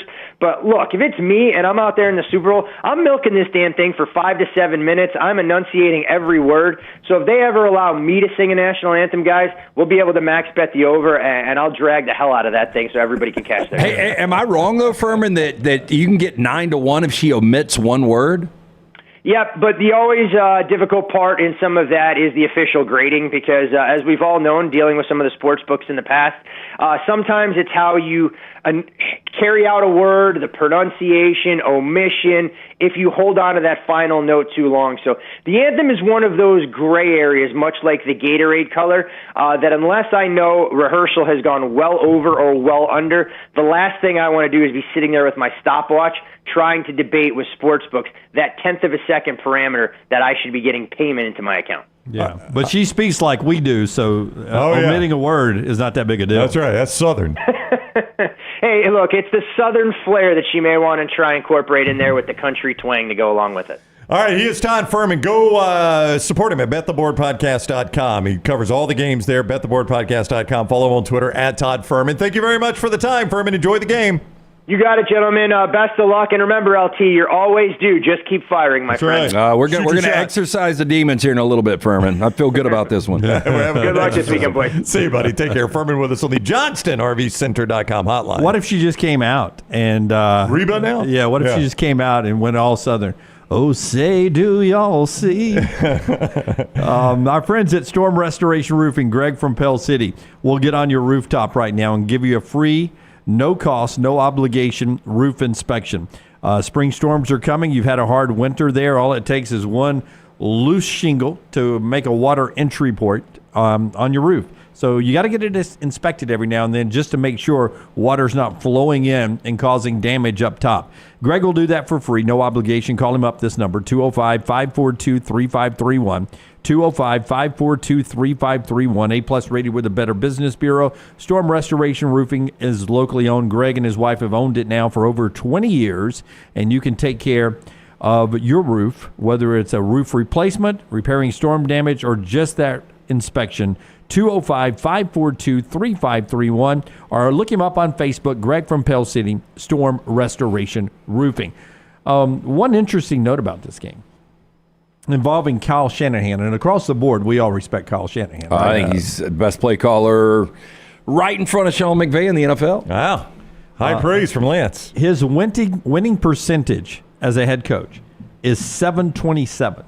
Not bad. And that is the highest winning percentage in any of the four major professional sports in America without a championship. More than Major League Baseball, the NHL, the NBA, and the NFL. Nobody's got a better winning percentage than him that does not have a championship. Yeah, look, the pressure is not on Brock Purdy. The pressure is on Kyle Shanahan. And this is Kyle Shanahan, his third bite at the apple when you look as an offensive coordinator for the Atlanta Falcons. He had Super Bowl 51. One in the bag there. Yeah, and the stats or the analytics when you went back, if he would have taken a knee every possession in the second half, they would have won that game. And then you go back 4 years ago, you have a 10-point lead, and you're throwing the football in the fourth quarter with Jimmy Garoppolo. That's why I truly believe history will not repeat itself. Christian McCaffrey is going to be a major factor in this game. And that's not like breaking news. I just don't think Kyle Shanahan is going to be as headstrong on throwing the football in this game as he has been in his past two. And it may be that way for the Chiefs as well. The weak spot of that defense for the 49ers apparently is Chase Young's run defense. And apparently, if you're reading scouting reports from the people that cover the sport, Pacheco running right at Chase Young all day long may be the way they plan this, because that will keep him on his heels on passing plays, because they're running at him all day long, and the play action opens up a little time on that side of the line. You know, I was having this conversation, maybe we had it right here yesterday, I don't even remember, but it does seem like Steve Wilkes' defense is like a step out of place compared to where you had DeMeco Ryans' defense last year. Yeah. I was talking to our friend Brock Hewitt, and he's like, if DeMeco was still the defensive coordinator, I would like San Francisco in this spot. But because he's not, I kind of like Kansas City. Well, I think Kansas City's got the defensive coordinator edge. Steve Spagnuolo has done a tremendous job. A lot of times this year when his offense was nowhere to be found, which is weird for Kansas City. But there were a lot of games this year where it came down to Spagnuolo. They basically couldn't give up anything or they were going to lose. And while his offense has gotten better now, the offense supports him. That defense has not stepped back one bit. That is still an extremely good Kansas City defense. Do you know yet who you're picking? Yeah. Okay. I thought we were going to do the exercise on the air. Well, we're doing the exercise to be able to get me right on the right side of this. I mean, when you lose 7 consecutive sides in a Super Bowl and you've lost 17 of 21, I mean, that's nearly impossible. Like, you could go to the zoo and have your sea otter pick it. You guys could, in the back room, could throw darts at a chart. You could do better than that. I mean, 4 and 17 is nearly impossible. And for whatever reason, it doesn't change year to year. Now, on the props and the total, I've had no problem. We've had winning on those. But when it just comes down to the side, it's been really difficult. Lanceslock.com to play apparently everything but Not this the year. odds on the game. You're on it this year. I am on it this year. Lanceslock.com, lanceslock.com to go play that. And he'll have many prop bets up as well as and real continues. quick, my emotions don't come into play. I had, plays against the Rams this year. So for everybody that thinks I'm just going to play against the Chiefs because of my hatred for Travis Kelce. I mean, San Francisco is a rival of the Rams. You got nowhere to go. I mean, that's the thing. I mean, where do I go? I love the fact that they haven't won a championship in 30 years. I know. Yeah. If you always keep up with these kind of things, I'm playing the Chiefs. So that's Chiefs plus 2.5. Is that where you've got it? If you like to fade at mybookie.ag, I like the Chiefs. Hey, don't forget, speaking of mybookie.ag, we're simulating the game right after the show. That's right. You can go to nextroundlive.com/TNRSim at nextroundlive.com. All you got to do is pick the game against the point spread. I think we're playing it at 1.5. And enter your information. If your side wins, you'll be entered, and we'll give away 3 separate credits at mybookie.ag. $1,000, $500, and $250. All you got to do is pick the side. You can watch the simulation. We're going to narrate it. Not narrate it. We're going to announce it like we're doing the game. Broadcast it. Broadcast it right here on the Next Round platform. We'll broadcast the game, and you can watch it and maybe win. Brown's going to be Jim Nance. Hello, friends. LT is going to be Tony Romo, and I'm going to be Tracy Wolfson. So it should be a fun day. Coach. Yeah, a broadcast going on. But if you didn't understand what Brown said, I'm going to repeat it for me, just make sure I understand.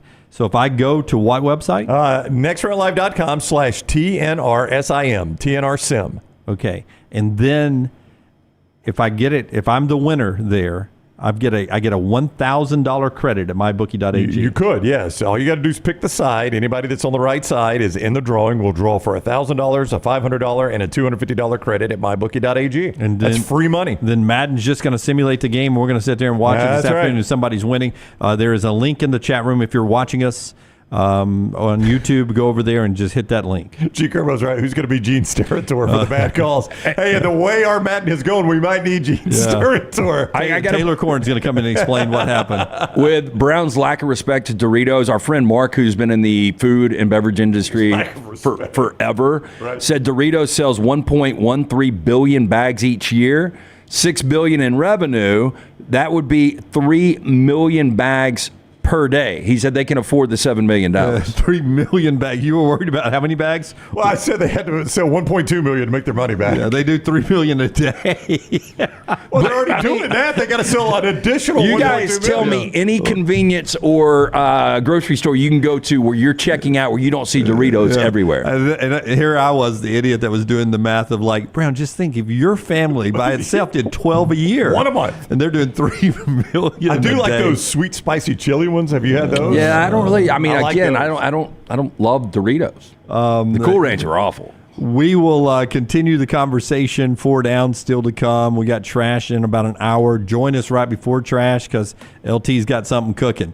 And Rock wants to know what it is, and that's coming up right before trash in a little bit, right here on TNR. That's being brought to you today in part by our friends at New York Butcher Shop, getting ready for the big game as well. Tell us about New York Butcher. You still got an opportunity for this. So as we are live at 10:27 on Friday, February 9th, you can get that Boston butt for your Super Bowl party. They're only $39.99 each. I mean, that price point already cooked, ready to roll for you. They're available for pickup today or tomorrow. Reservations only from our friends at the New York Butcher Shop. Here's the numbers. For the Cahaba Heights, the original location, 205-970-7300. That's 205-970-7300. For the Greystone location, 205-703-8835. That's 205-703-8835. Make sure you tell Jim the Next Round sent you. The New York Butcher Shop, rare quality, well-done service. Follow the Next Round on Twitter, Instagram, and Facebook at Next Round Live. Hey, if you're looking for Birmingham's best pizza, you need to stop in and see our friends at Slice Pizza and Brew. It's as local as you can get, from the ingredients that go into every pizza to the beer on tap. For a great lunch or dinner, go see our friends today, Vestavia or Lakeview at Slice. Fire damage to your home or business is something you never want to consider. Ryan Brown here from the Next Round. But in the horrible event it happens, Dry Tech is here to help. They respond quickly and will reply to you within 20 minutes when you call 205-637-0143. They're working for you, the customer, not the insurance company. They've got 5 crews ready to go 24/7. Don't call the insurance company first. Call Dry Tech. Just remember this website, mydrytech.com. That is mydrytech.com. For more than 40 years, Red Wing Shoes has been helping the hardworking people of Alabama. This is why Red Wing Shoes has created the 3-step comfort solution. Step 1, a certified fit specialist will use a 3D scan to electronically measure your feet and arches. Step 2, the fit specialist helps you get the appropriate footwear for your occupation. Step 3, customize your boot or shoe with a Red Wing orthotic. Whether you have a high arch or flat feet, Red Wing has comfort solutions for you. So experience comfort at its best. Visit one of the Red Wing shoe stores located in Pelham or Trussville. Make sure to start your day at nextroundlive.com. Get caught up on the latest podcasts and videos from the live daily show, plus specialty shows such as the Mystery Fifth Hour. You can also learn more about the whole staff at Double Down Media, find all of our social media feeds, see the latest videos from our YouTube channel and gaming channel, plus find other ways to consume the show like the Next Round mobile app, which you can download direct from the site via your iOS and Android device. Make nextroundlive.com your homepage and stay up to date with everything from us here at the Next Round. Hey, Lance Taylor from the Next Round to tell you about our friends at Gutter Cap. Gutter Cap's that patented aluminum cover system that fits over most existing gutters to keep out debris and eliminate that gutter cleaning. It's backed with a lifetime warranty, almost 20-year service record right here in Birmingham. Stay off that dangerous ladder forever. 45% off the retail price now if you call guttercapbirmingham.com. Call my good friend Chris Stewart now, 205-823-2212. Cap it, don't snap it. It's Gutter Cap. Start your day online with our website, nextroundlive.com. The latest videos, podcasts, and college football stories. It's also a great way to stream the show or shop in the Next Round store. Stay connected by visiting nextroundlive.com. That's nextroundlive.com. The wait is over. Tonali has arrived. Beautifully distinctive Italian styling and performance. Come test drive the all-new 2024 Alfa Romeo Tonali plug-in hybrid at Alfa Romeo of Birmingham. The all-new Tonali offers best-in-class horsepower and torque, fastest 0 to 60 times in its class, plus best-in-class range with full electric charge. And best of all, qualified Tonali leasees are eligible for up to $7,500 EV tax credit factored into your lease. Hurry down to Alfa Romeo of Birmingham and experience the all-new Tonali.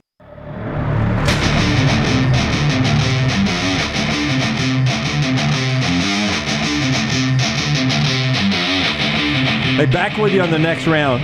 Our friends at Hemp Hill bringing you part of the show. Do you want to say that on the air? I don't mind. With Brownie, who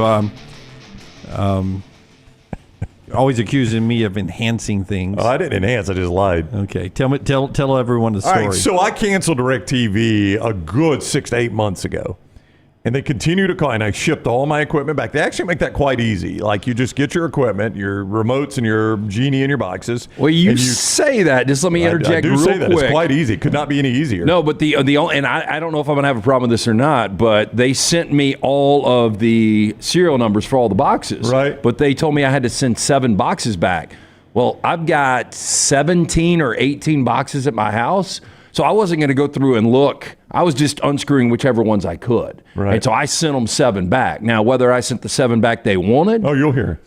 So you really think so? Oh, yeah. Wait till I finish this story. You just take them to a FedEx or UPS store and tell them I'm sending this to DirecTV, and they do literally everything else. Okay, well, that's a pain in the ass if they actually get back to me. And then I started getting like telemarketer calls from DirecTV saying I owed $145.14 or something like that. $145 basically.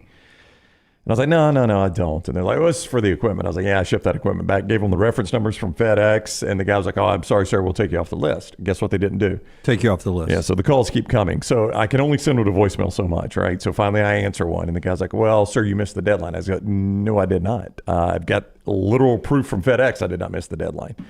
And then another guy called and I said, listen, I have already told you people I did not miss the deadline. I made the deadline. He goes, oh, no, they were damaged. I was like, no, they were not damaged. I can promise you they were not damaged. Yeah, this is how cheap DirecTV is. Oh, yeah, it's a shakedown. Is it a chance that's just a scam company. they're trying to steal? Yeah, here's what it is. No, it's a shakedown by DirecTV. They think it's really DirecTV doing it? DirecTV. They've lost so much business. They are trying to make it up on the back end because they really didn't think. So they try to make it difficult. Like, nobody wants to pack this shit up. And you do it, and then they still try to... They try to shake you down for more money. You don't even have to pack it up. No, you just take it to AT&T. Yeah. You don't even have to pack it in. I just took it into UPS. They do everything. So right next to right next to our package. I did the same. So then I'm trying to get this rectified so they'll quit calling me and get my balance zeroed out, right? Because I tell them I'm not paying the money. I mean, it's principal. I don't care how much it is. You can say it's $10. I'm not paying it. And I get kicked around, from one department to another. So finally yesterday, and I spent way more time on this than I should have, I found the number to the corporate office for DirecTV. And I called, and the switchboard answered, and I had Googled the name of the CFO for DirecTV. And I called and said, hey, my name is Joe Bronson. I am with the Securities and Exchange Commission, and I immediately need to speak with Mr. Carpenter, please. His name is Andy. I think it's Andy Carpenter. Oh, just 1 second, sir. So his secretary answers, Andy Carpenter's office. And I was like, yeah, Joe Bronson, Securities Exchange Commission. I need to speak with Andy urgently, please. Okay, Mr. Bronson, hang one moment, please. I got his voicemail, which I really wanted to tell it to the guy. So then I left a voicemail, and I'll never get a call back because I told him who I was and why I was calling him. Well, guess what? If I get shaken down, I'm going to do the exact same thing you just did. I would have used the Joe Bronson Securities Exchange Commission, but then I had to leave a 205 number, and I'm like, he's never going to believe that. Or he's going to change it to 202 since that's the D.C. area code. It's just pathetic they make you go through this. And here's the great thing about American Express. American Express is one of the finest run businesses out there. Their customer service is the complete opposite of DirecTV. I'll call American Express out of principle, and I'll say, decline charges. Yeah, not paying that's it. what I was going to do because they were going to run it on my credit card, and I was just going to, call that fraud, right? But my fear was, they've got it in their collections department, so now it's like 10 years from now going to show up on my credit report that I didn't pay this because the same thing happened with Charter when I canceled Charter. There was some random charge I didn't pay, and one day on my credit report, I've got like a $300 collection, and I'm like, what's a $300 collection on my credit report? And I call, and it's Charter. For like 5 years later, I hadn't had Charter in forever. Yeah, that can really damage you more than it's worth. It's a shakedown. A couple of great sponsors on the show. Our friends at Hemp Hill is one of them. Tell us about Hemp Hill LT. Adam, Chad, Andrew, the guys, call them, make sure that HVAC unit ready to keep up with the changing weather. 205-229-2090. Trust the name. Birmingham has trusted since 1954 for all of your plumbing, heating, and cooling needs. Hemp Hill Services, hard to stop a train. 205-229-2090 or hemphillservices.com. Can I quickly say I did not commit a felony? I know I said Securities Exchange Commission, but that went through my mind, so I said SEC, so that they could. No, it's Southeastern Conference, not Securities Exchange Commission. She still bid it though. Our friends at A Plus also bringing you the show today. Tell us about A Plus, Brownie. A Plus Tile Home Remodeling. Hey, this is my guy. I'm going to tell you where you can go see my guy Brad Bell. Brad Bell, A Plus Tile Home Remodeling. He texted me yesterday.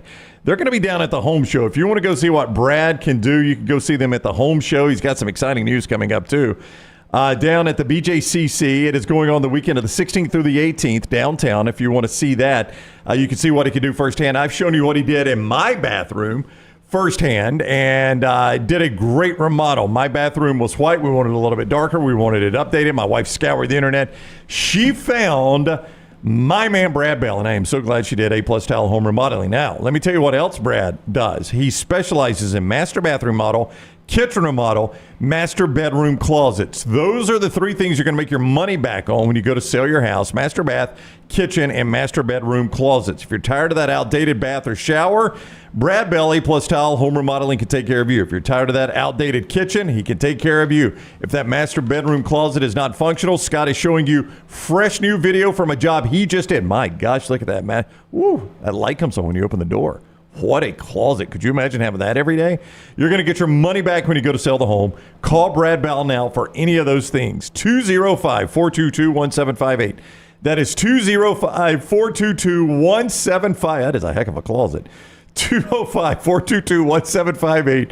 Brad Bell, A Plus Tile Home Remodeling. All right. Show rolls on. Before we get to four downs now, I will ask you the question. Kansas City wins on Sunday. Are they a dynasty? Or do you consider them a dynasty already? Well, I mean, it's going to be the first team to win, because I was about to make this analogy, the first team to win back-to-back Super Bowls since the New England Patriots in the early 2000s. Patriots at that point won 3 of 4. Kansas City's going to do the same. So if there is, in fact, a dynasty in the NFL, it's Kansas City if they win this game. You agree, Brownie? Yeah, I think I do. And I think Kansas City's going to win the game.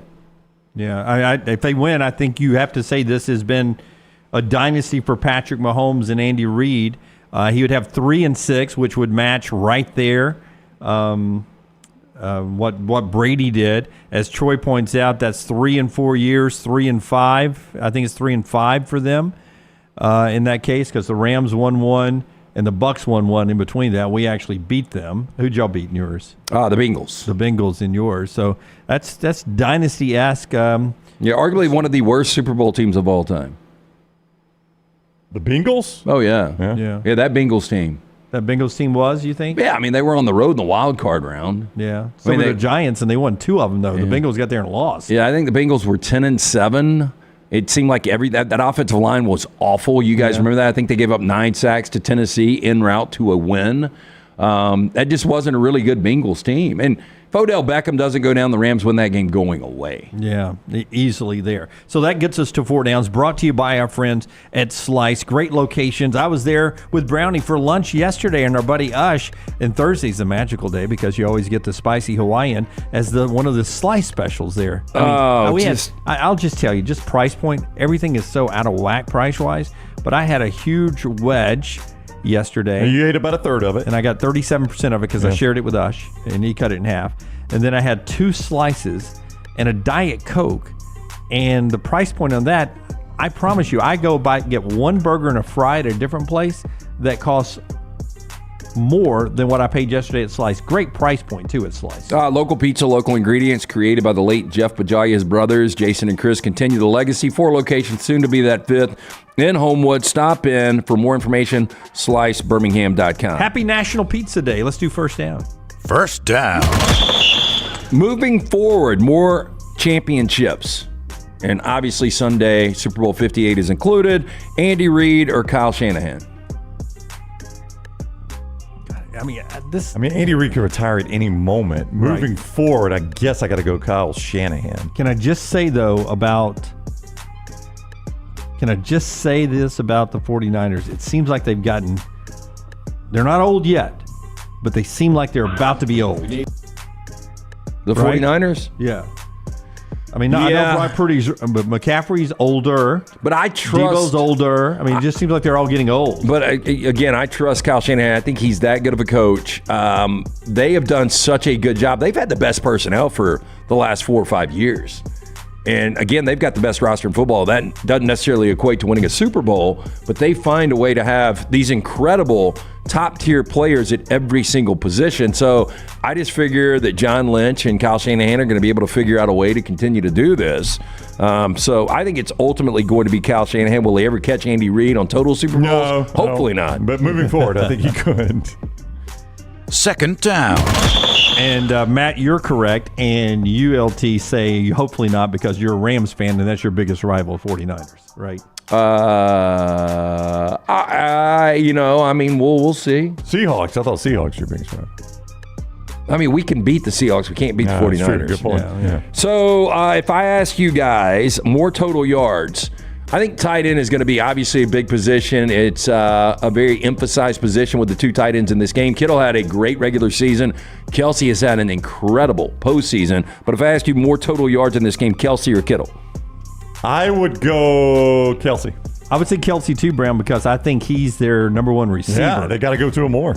Rashid is growing into that, but it's usually Kelsey's them in clutch time. Kittle has big games, but with Debo and Ayuk, I just feel like there's more focus on getting it to Kelsey. Yeah, and I'll try to throw you guys some nuggets as we go through on these props, but Travis Kelsey, his number right now, receiving yards is 70.5.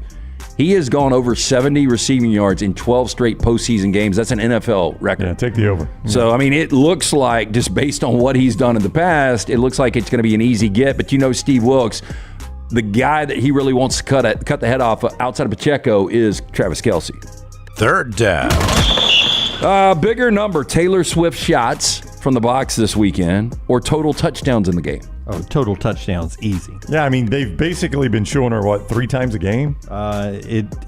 It never has total up to be a minute of screen time, except in one game, the Dolphins, and it was barely over a minute. And that was because that was on Peacock, and they were trying to cater to the audience. And they're well aware of what people are talking about here. So I would go Taylor Swift shots if you want to in game. I don't want to count it. Lunsford, would you count those? Vegas will count it because there's props on it, right? I don't know if there is or isn't. Will you count the number of times Taylor Swift pops on the screen? I will. There's actually not a prop because producers can manipulate that. That's true. Okay. Good point. Yeah. Okay, Lunsford, you'll keep it. I will take more touchdowns in the game then Taylor Swift from kickoff to end, not walking in, any of that, but from the kick of the game to the zeros on the clock, not post game. Yeah, if there's 1 second on the clock and Butker's coming out to kick the winning field goal and they're showing her in the box, that's another. Yeah. But, all right, and you think it'll be how many? I think it'll be 5 or 6. Oh, I think it'll be 4 tops. 2.5 during the actual game. And the only reason I say this is I get what people are saying in TV and the NFL are trying to go away from that, but at the same time you're going to have so many more people watching, and then you're going to have so many Taylor Swift fans really invested in this game. But they don't need them at this point. You No, know they don't. They're already watching. And it's the Super Bowl, right? But I think they might want to throw them a bone just because they're there. So many more stars that'll be in the stand too, and is all I'm saying. This will be star-studded. It's in Las Vegas. And there's the cast of The Neighborhood from CBS. No, they don't do that anymore. They used to do that in the 90s. Now, again, halftime counts. Yeah, halftime counts, yeah. So they'll show her dancing to Usher, no doubt. Yeah, that one could beat you. That one could beat you. Yeah. 4th down. Joe Pesci, 80. Better career, Joe Pesci, Joe Biden. I mean, Joe Biden's been a senator and a president. Joe Pesci's best work is... He's won an Academy Award. Yeah, I mean, he's been nominated for multiple. He was nominated Raging Bull, won one in Goodfellas. It's Joe Pesci is an easy answer here. One's been president of the United States. It's a pretty big job. But he probably will go down as the worst president since Jimmy Carter. So, you can be president, but you can be bad at being president. Yeah. Or at least in some people's opinions. Obviously... Oh, really? Whatever you think there. There is somebody that likes Joe Biden out there. It's normally 50-50 like every other office of the United States. But Joe Pesci, was he in Casino? Yeah. Oh, yeah. Yeah. He was, outside of De Niro and Sharon Stone, he was the number 3 in that. Yeah. I would go Pesci. Did he make it to the end of the movie in Casino? He did make it to close to the end. He made it to a cornfield in Iowa. And if you haven't heard what a Louisville Slugger, what it sounds like hitting bones and skin. Yeah. All right, that's our 4 downs today. Brought to you by our friends at Slice. Hey, there you go. He said what is a Biden fan. 4 locations at Slice. Coming soon, that 5th location. Are we not going to do yours? I got some more that I can get to on the other side of the break here as we continue on today. Slice has those great locations. We love them. Spicy Hawaiian. We're going to be doing a simulation of the Super Bowl this afternoon, and you got a chance to win with my friends at MyBookie. I'm going to need some lunch as we do this. Should we get Slice? Should we get some wings from some of our other great sponsors? What should we do as we sit here and we might as well get some sliced pizza up here while we do the simulation. Hey, whatever you want to do, man. Good by me. We got. I'm not going to argue. There's a lot of options at Slice. Yeah, pizza party while we're here. That's a rarity. Yeah. Might as well do a little pizza party. We'll need somebody to go get it though. You got time. I mean, Tyler's usually the guy. They know Tyler by name at Slice, but he's doing Rockstar's job today. But I'm hungry right now. Yeah, I'm about to eat a Lunchable. I'm hungry right now. Yeah. And if I'm watching football, I'm going to need that pizza. All right. MyBookie, bringing you that simulation a little bit later on today. Brownie, tell us how the folks have a chance to win. We'll be doing for the setup, though. We will end this show, and then very quickly, give us a minute or two, we'll launch a new link right here at Next Round, though. Correct, Lunsford? Right here on the Next Round YouTube channel, we'll launch a new link to continue our Super Bowl conversation and do a simulation. So that's all happening today, right after the show. We'll do a little Super Bowl talk. And you got a chance with our friends at MyBookie to win some great stuff. Yeah, or nextroundlive.com. Just register, pick the side, and enter your information if you're on the winning side. And we're playing it at San Francisco favorite, 1.5 on the simulation. If you're on the winning side, you're in a drawing. We will give away a $1,000 credit from MyBookie.ag, a $500 credit, and a $250 credit from MyBookie.ag. And you can get all of that right there at nextroundlive.com. We'll see you after the show for that. Follow LT on Twitter at @TheLanceTaylor. Man, I love a good meal. I'm Jim Dunaway. A good meal is what you get with my friend Sterling at Champy's Chicken on Highway 119 in Alabaster. We're talking great southern fried chicken, wonderful sides, hand-cut chicken fingers, po' boys, and those Mississippi Delta recipe tamales. You got a perfect menu for everybody. Champy's Chicken is perfect for watching the big game, or taking a meal to the lake house, down to the coast, or stay in the restaurant and dine in a great atmosphere. It's all made fresh to order right there on 119 in Alabaster. Champy's Chicken. This hour of The Next Round is presented by the Birmingham Racecourse Casino, now featuring 7 days of giveaways with your chance to win a share of up to $125,000. The more you visit the Birmingham Racecourse Casino, the more chances you have to win.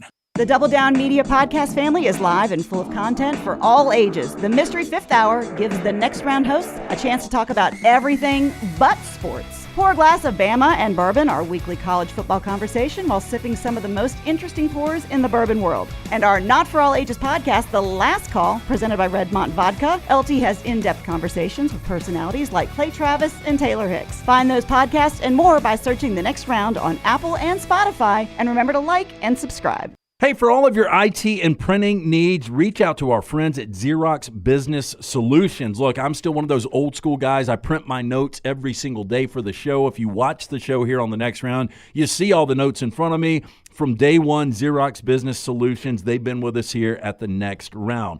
Local for over 45 years. For all of your IT and printing needs, visit XeroxBusinessSolutions.com or call 205-969-3000. That's 205-969-3000. Hey, Lance Taylor from The Next Round to tell you about our friends at Gutter Cap. Gutter Cap's that patented aluminum cover system that fits over most existing gutters to keep out debris and eliminate that gutter cleaning. It's backed with a lifetime warranty, almost 20-year service record right here in Birmingham. Stay off that dangerous ladder forever. 45% off the retail price now if you call guttercapbirmingham.com. Call my good friend Chris Stewart now, 205-823-2212. Cap it, don't snap it. It's Gutter Cap.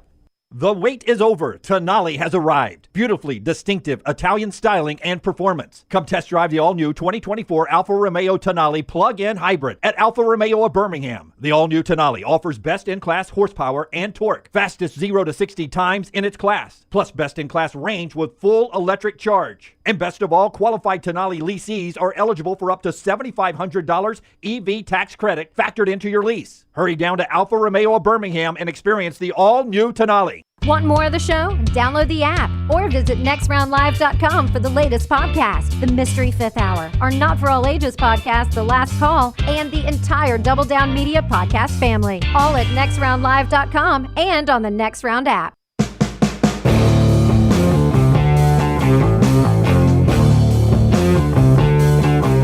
Back with you on The Next Round. Show being brought to you by JohnstonRVCenter.com. They bring us the sound today. Can you give us cut 6? This is Brock Purdy. A lot of pressure on Brock. But if you think he's just a game manager, by the way, he led the NFL this year in touchdown percentage. He led the NFL this year in yards per attempt.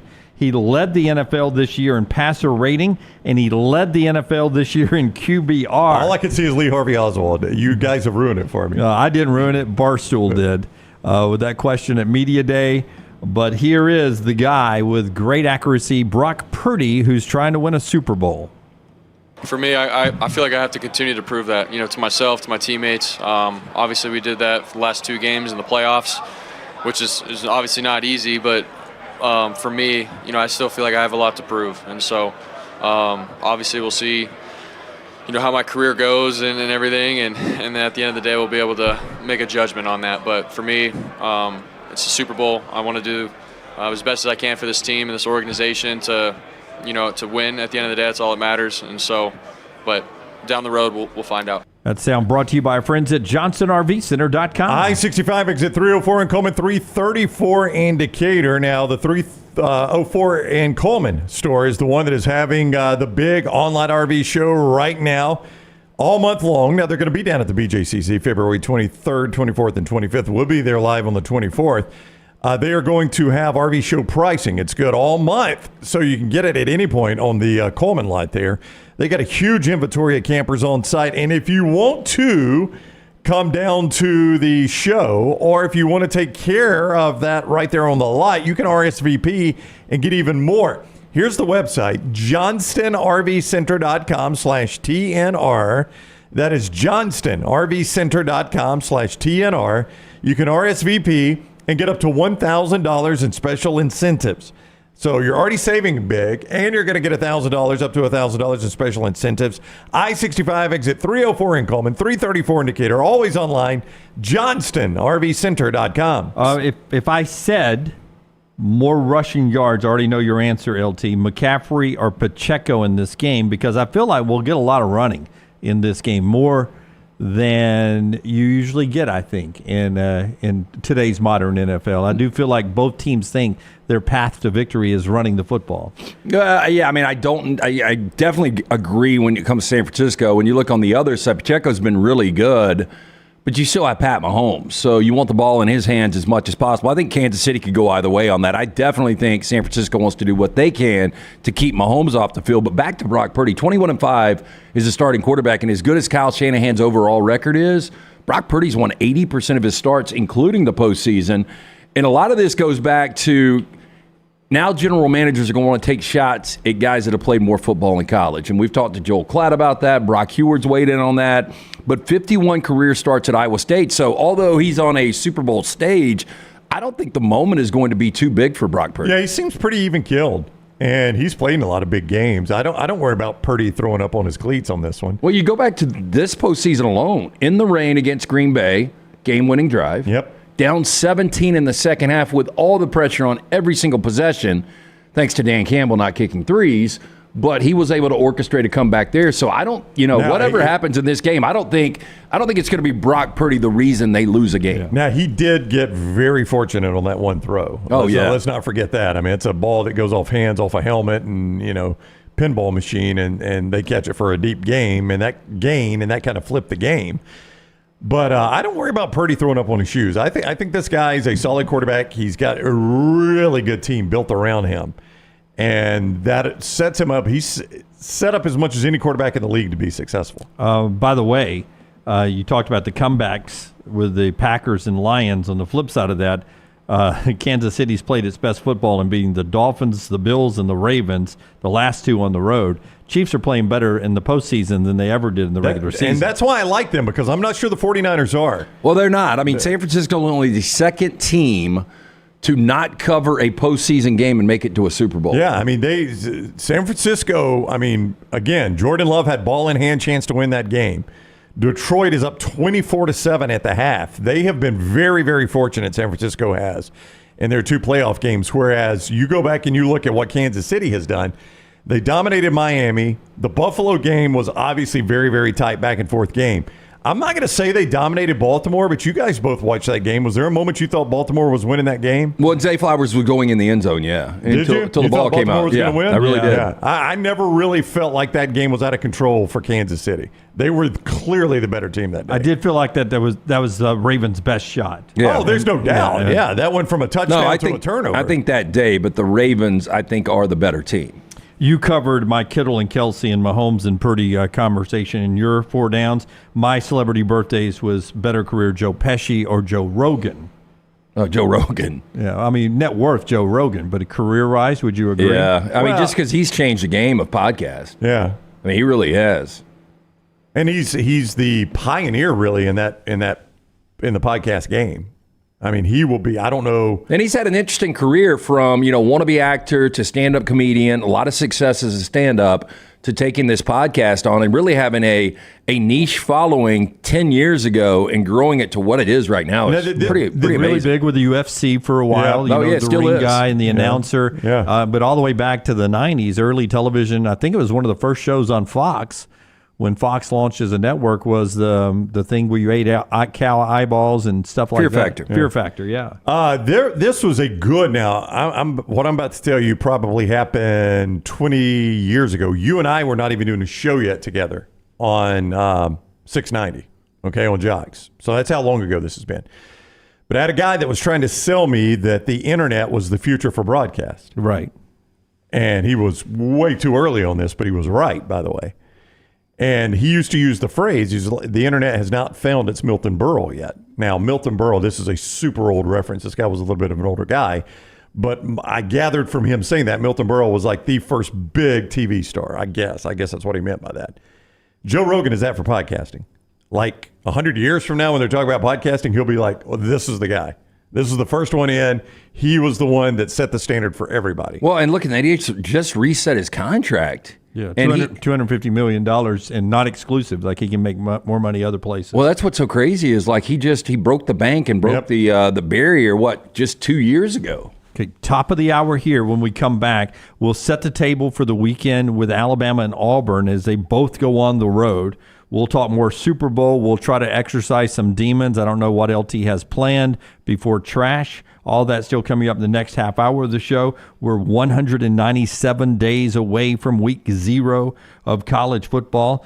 Big news today. We already told you about Bill O'Brien being named the head coach at Boston College. Wink Martindale is the new defensive coordinator at Michigan, leaving the New York Giants. Seems to be an old, grumpy man, but a great defensive mind. And Gary Patterson, at age 63, is back in college coaching. He's going to be a strategic consultant for former rival Baylor.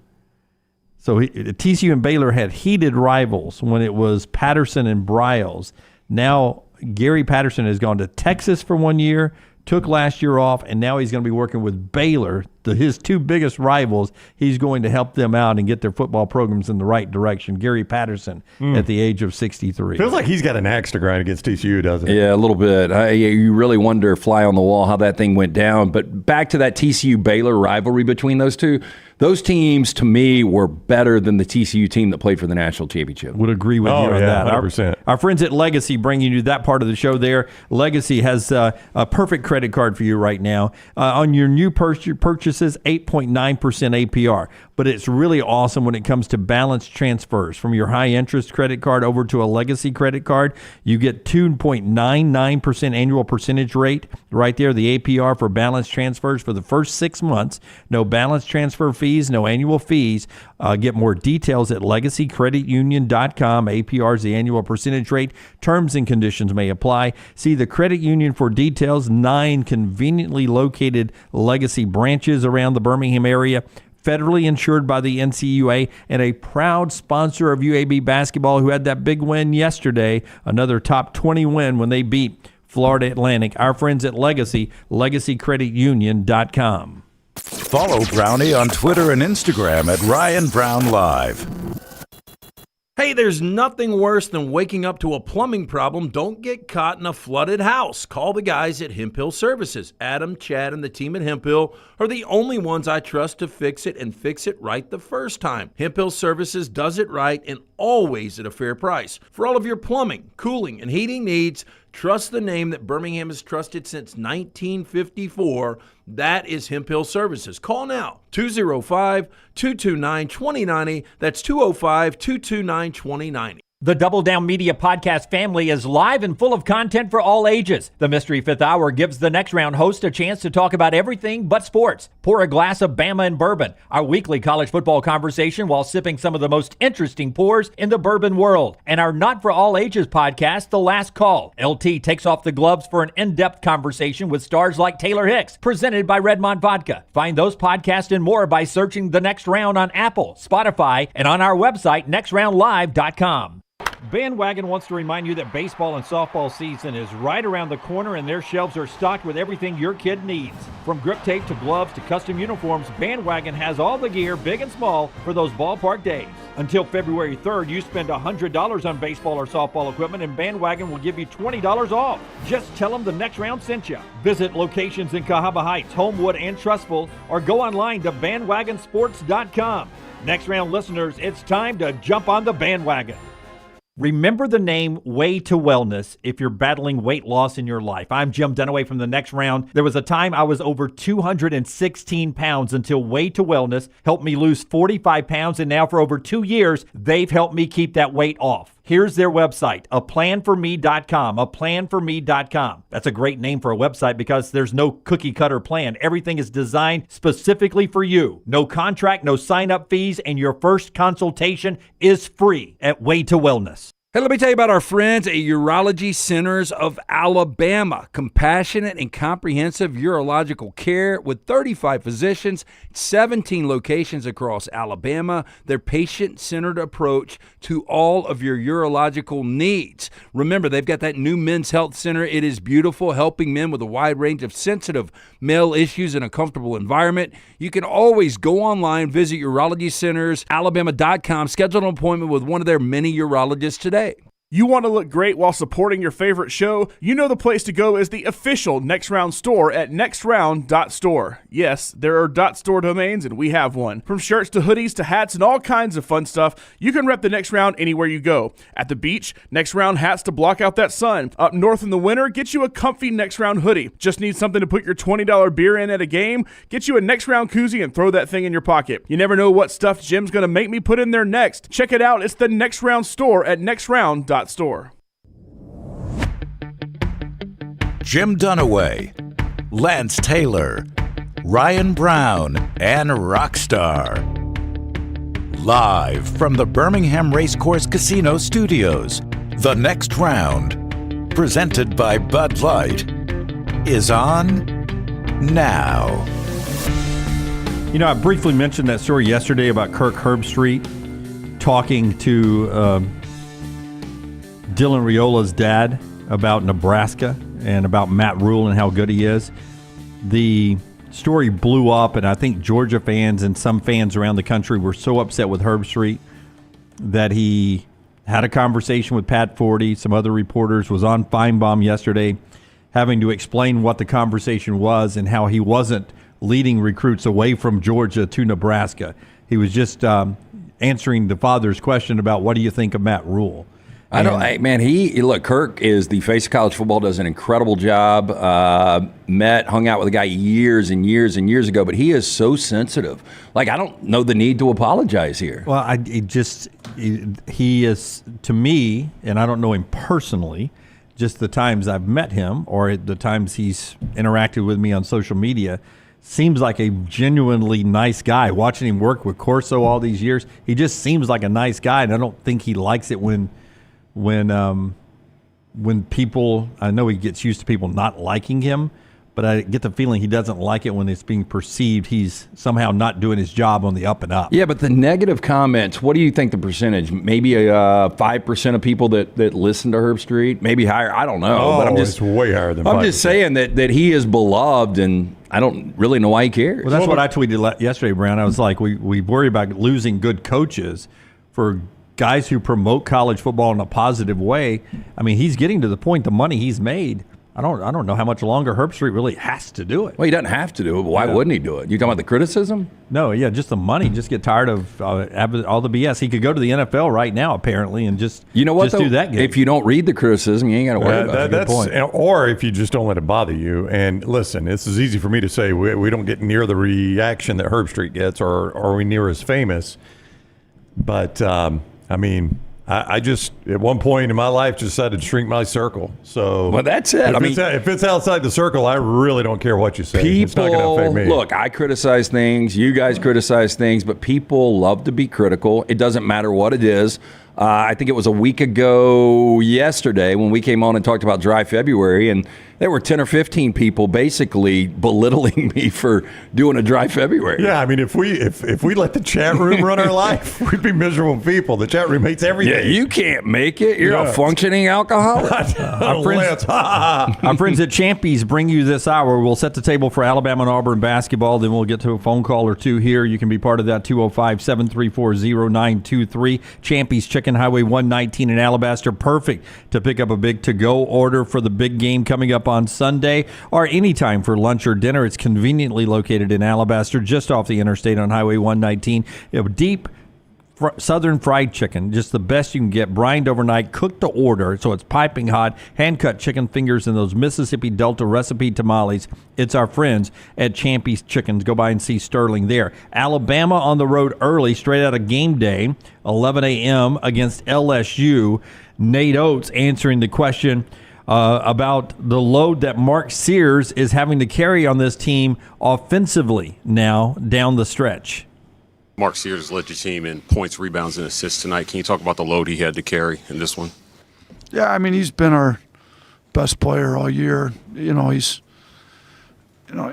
wasn't. They know. Auburn knows who scores our points. They did a pretty good job on him for most of the game. He got loose at times, but we got to have some other guys step up.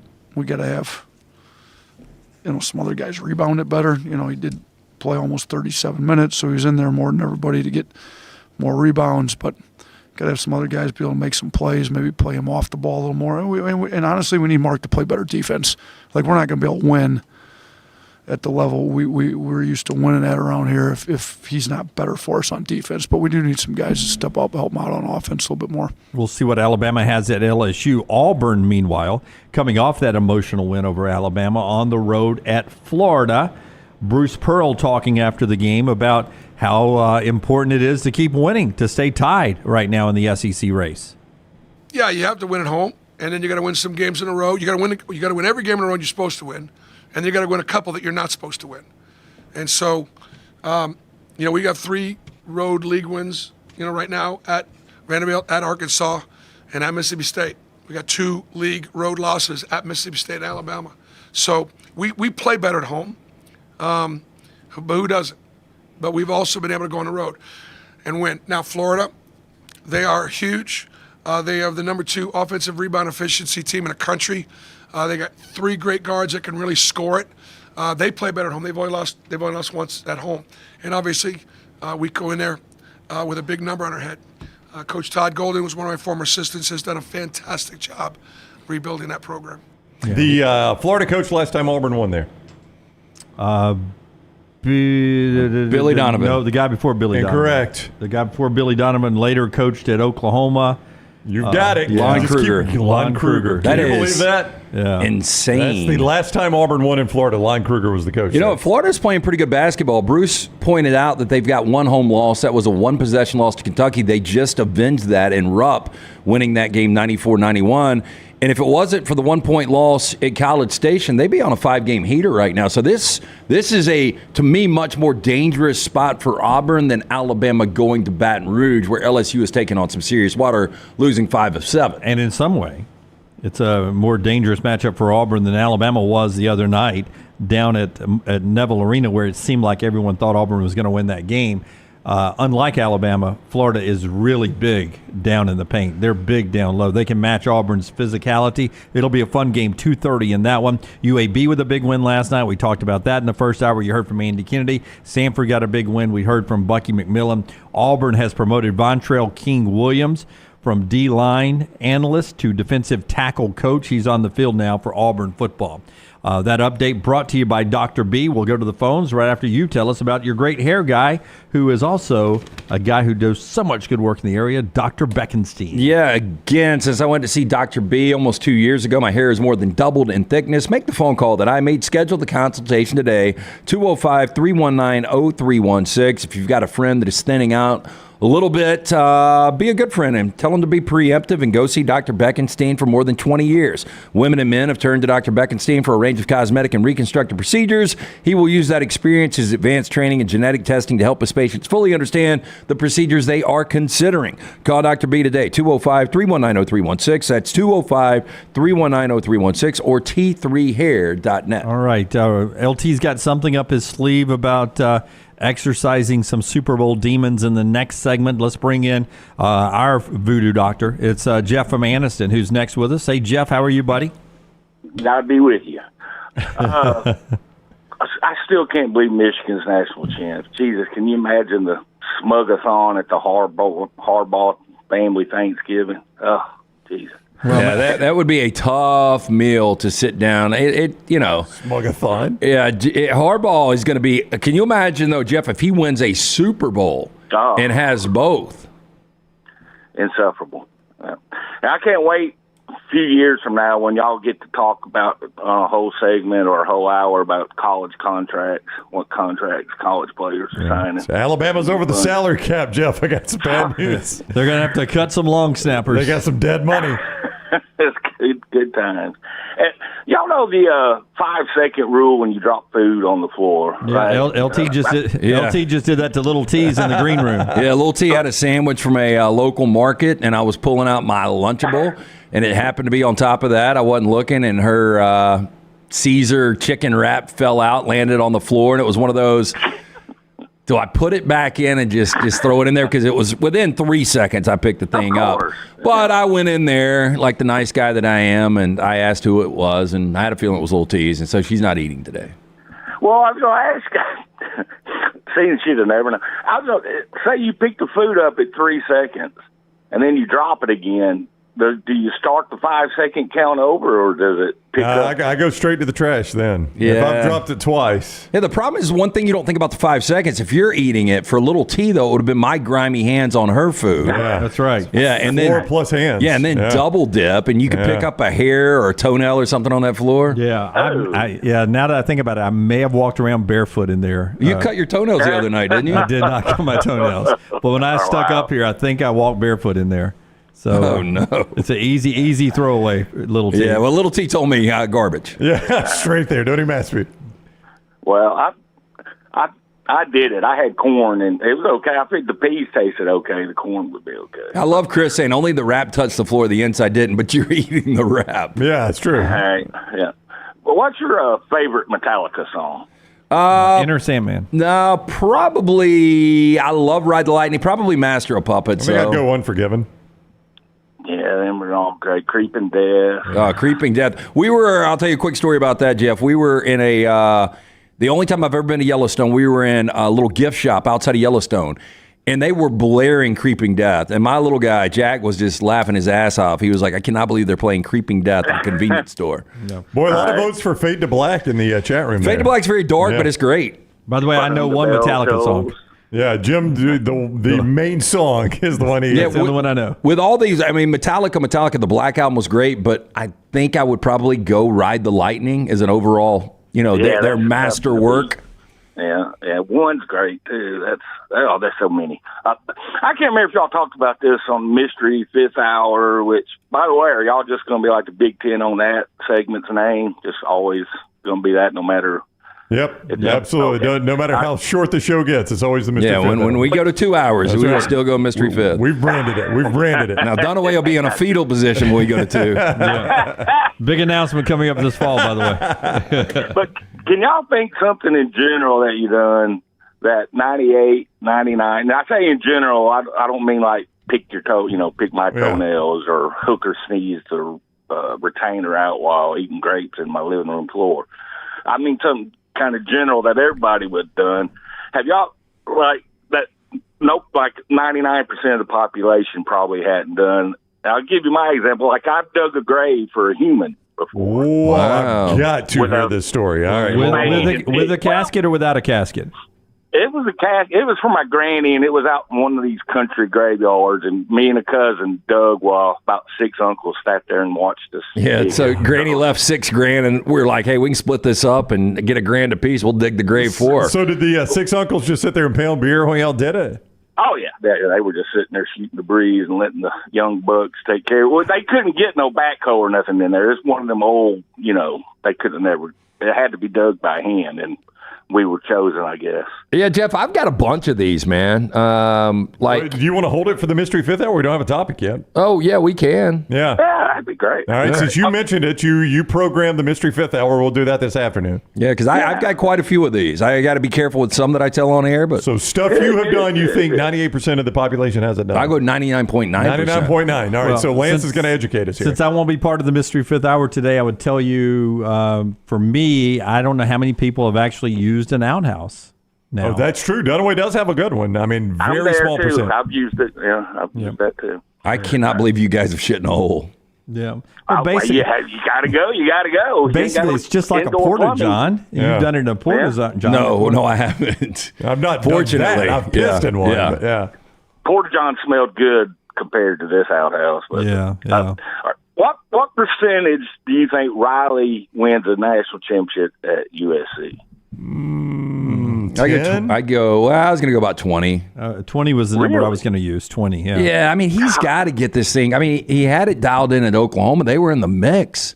And USC's a better program, more resources. Just keep in mind. I mean, now that it's all settled down, they're in the Big Ten. They don't have to worry about the transition.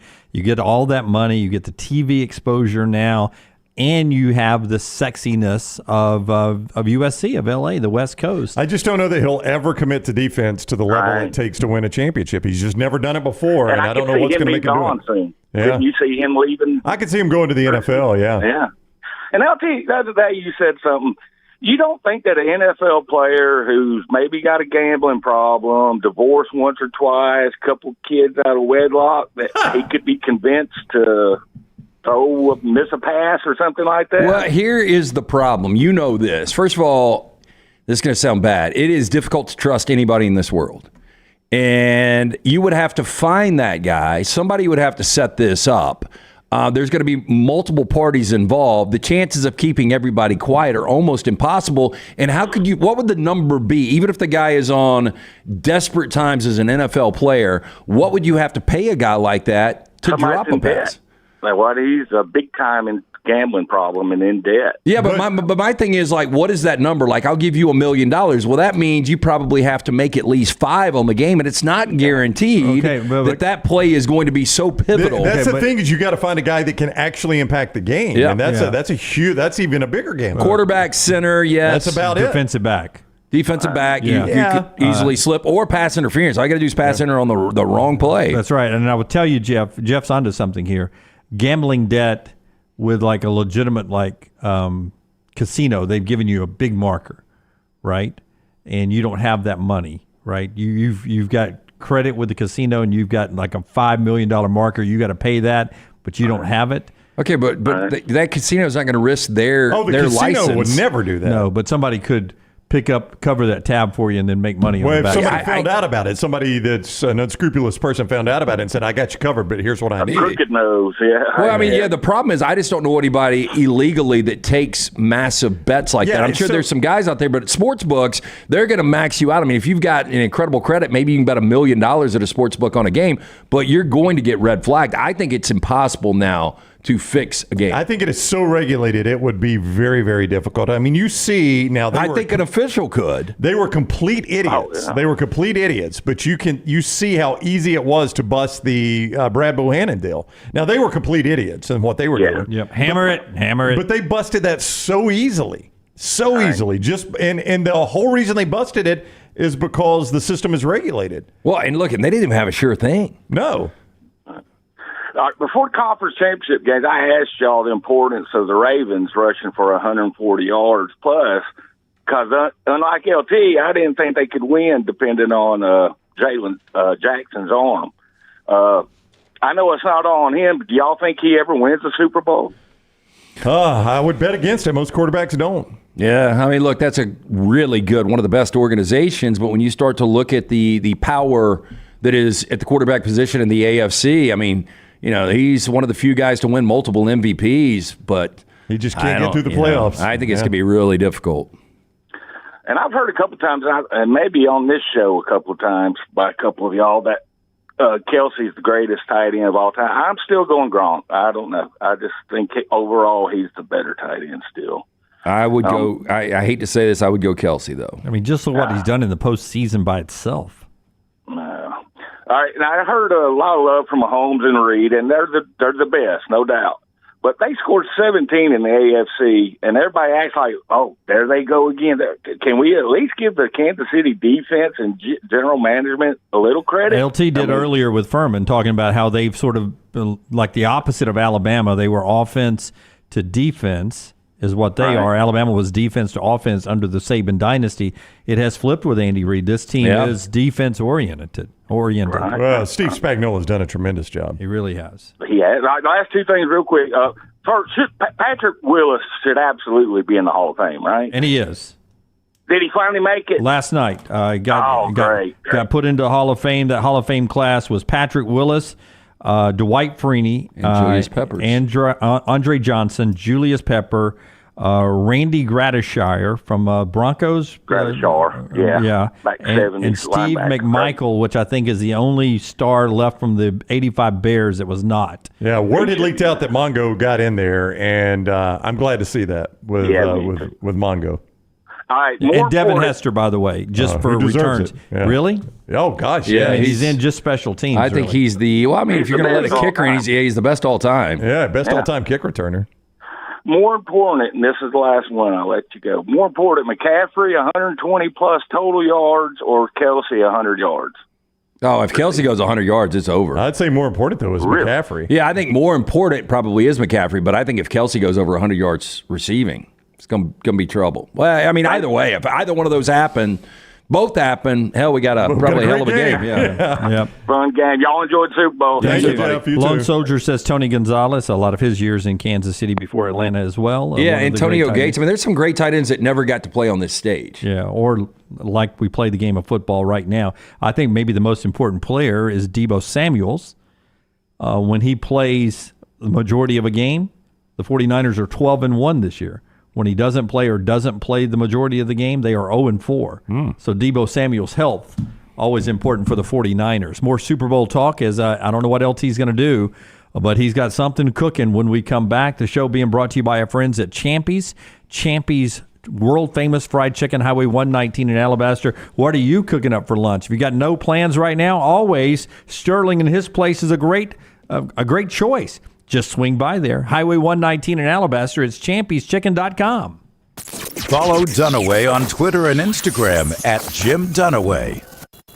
Spring weather is here, and our friends at Hemp Hill Services are offering a $69 HVAC tune-up plus 10% off any service call when you mention the next round. Call Adam, Chad, and the guys at Hemp Hill Services. Make sure your HVAC unit is ready to keep up with the changing weather. Hemp Hill Services, locally owned and operated independent train dealer. The team can service all makes and models. For all of your plumbing, heating, and cooling needs, call Hemp Hill Services. It's hard to stop a train. 205-229-2090 or hemphillservices.com. That's 205-229-2090, hemphillservices.com. This hour of The Next Round is presented by the Birmingham Racecourse Casino, now featuring 7 days of giveaways with your chance to win a share of up to $125,000. The more you visit the Birmingham Racecourse Casino, the more chances you have to win. Fire damage to your home or business is something you never want to consider. Ryan Brown here from The Next Round. But in the horrible event it happens, Dry Tech is here to help. They respond quickly and will reply to you within 20 minutes when you call 205-637-0143. They're working for you, the customer, not the insurance company. They've got 5 crews ready to go 24/7. Don't call the insurance company first. Call Dry Tech. Just remember this website, mydrytech.com. That is mydrytech.com.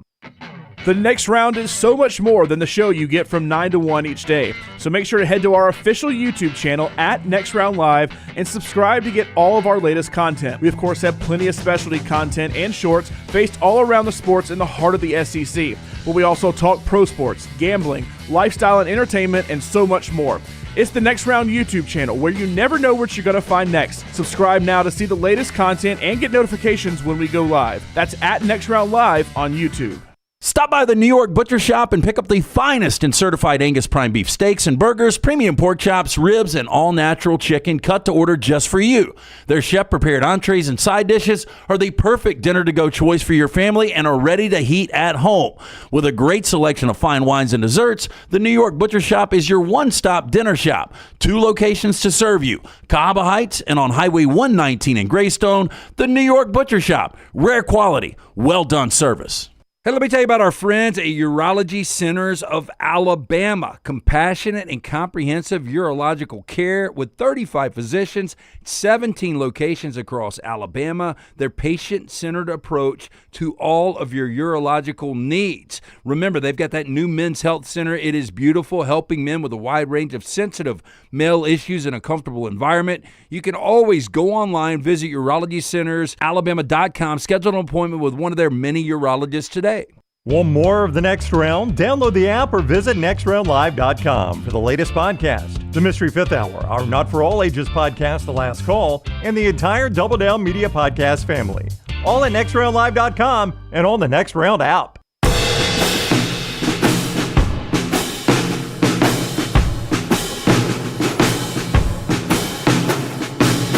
Depends on how much wine's involved. All right, we've got a special guest here, and she's got stuff. LT's going to explain it to you right after Brownie tells us about our friends at Bandwagon. Man, when you're looking for a place to just set your kids up for the summer and at the ballpark, Bandwagon's the place to go, Brownie. It's quite an event we got going. Bandwagon Sports, Dunaway, is who I am telling you about right now. And you're going to have to give me 2 seconds. A little heads up on this would have been nice. Oh, wow. I will tell you, I saw some of their social media the other day, and it's just an old school sporting good. It really is. Like, I grew up going to some over the mountain, and it was like an exciting, like, I get to go to this sporting goods for an hour. And I see in the social media a lot of the families interacting. The staff does a great job of explaining. Yeah, and Scott's showing you some of the video there with Valentine's Day just around the corner. What about a unique Valentine's gift? And hear me out on this. A hat for your son. Like, don't forget him, right? A T-shirt for your wife, a headband for your daughter. They got plenty to choose from. And here's the thing I love. They will even wrap it for you. Make Valentine's an easy win at Bandwagon. You can shop at any of their 3 retail locations. Or online, bandwagonsports.com. That is bandwagonsports.com.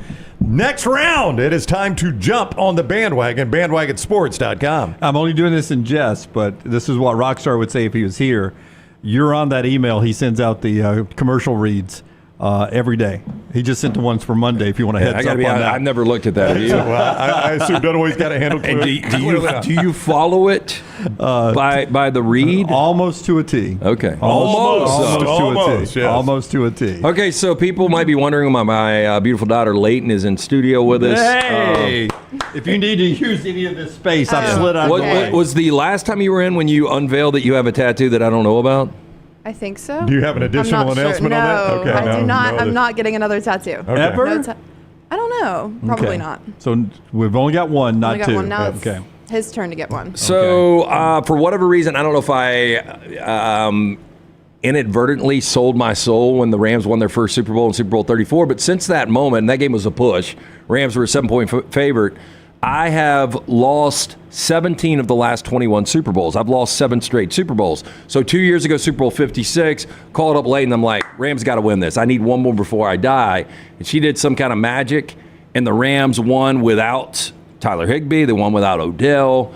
It was a one-man wrecking crew with Cooper Kupp. You were able to will them home. I need to break the curse. We don't want to release what my play is yet on the site. Show it. But how do you do this? Okay, so what I did 2 years ago is it's just like manifestation, which most people know what that is. But basically what I do is I just write something over and over, and you can use different colored ink for different things, but it doesn't really matter.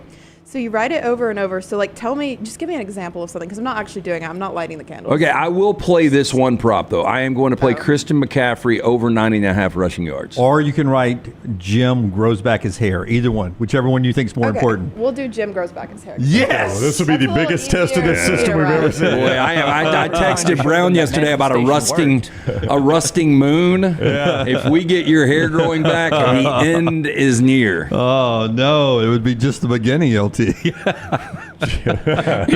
that? Yeah. I sold it for the Rams. You're going to sell yours for hair?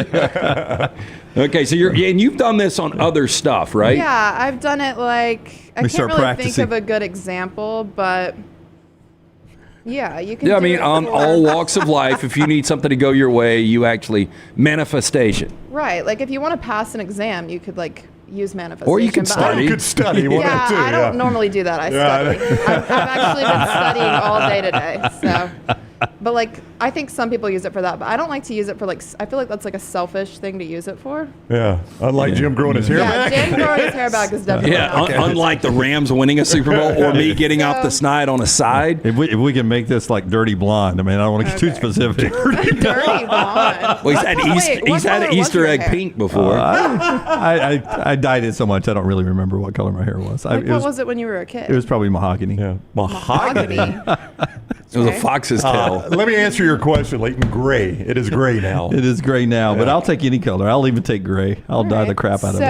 So, well, you won't actually get your hair because I'm not actually doing it. That's right. This is just an example. Unfortunately, it's just an example. Okay. But so I like to lay out these crystals. I have. Where do we get said crystals?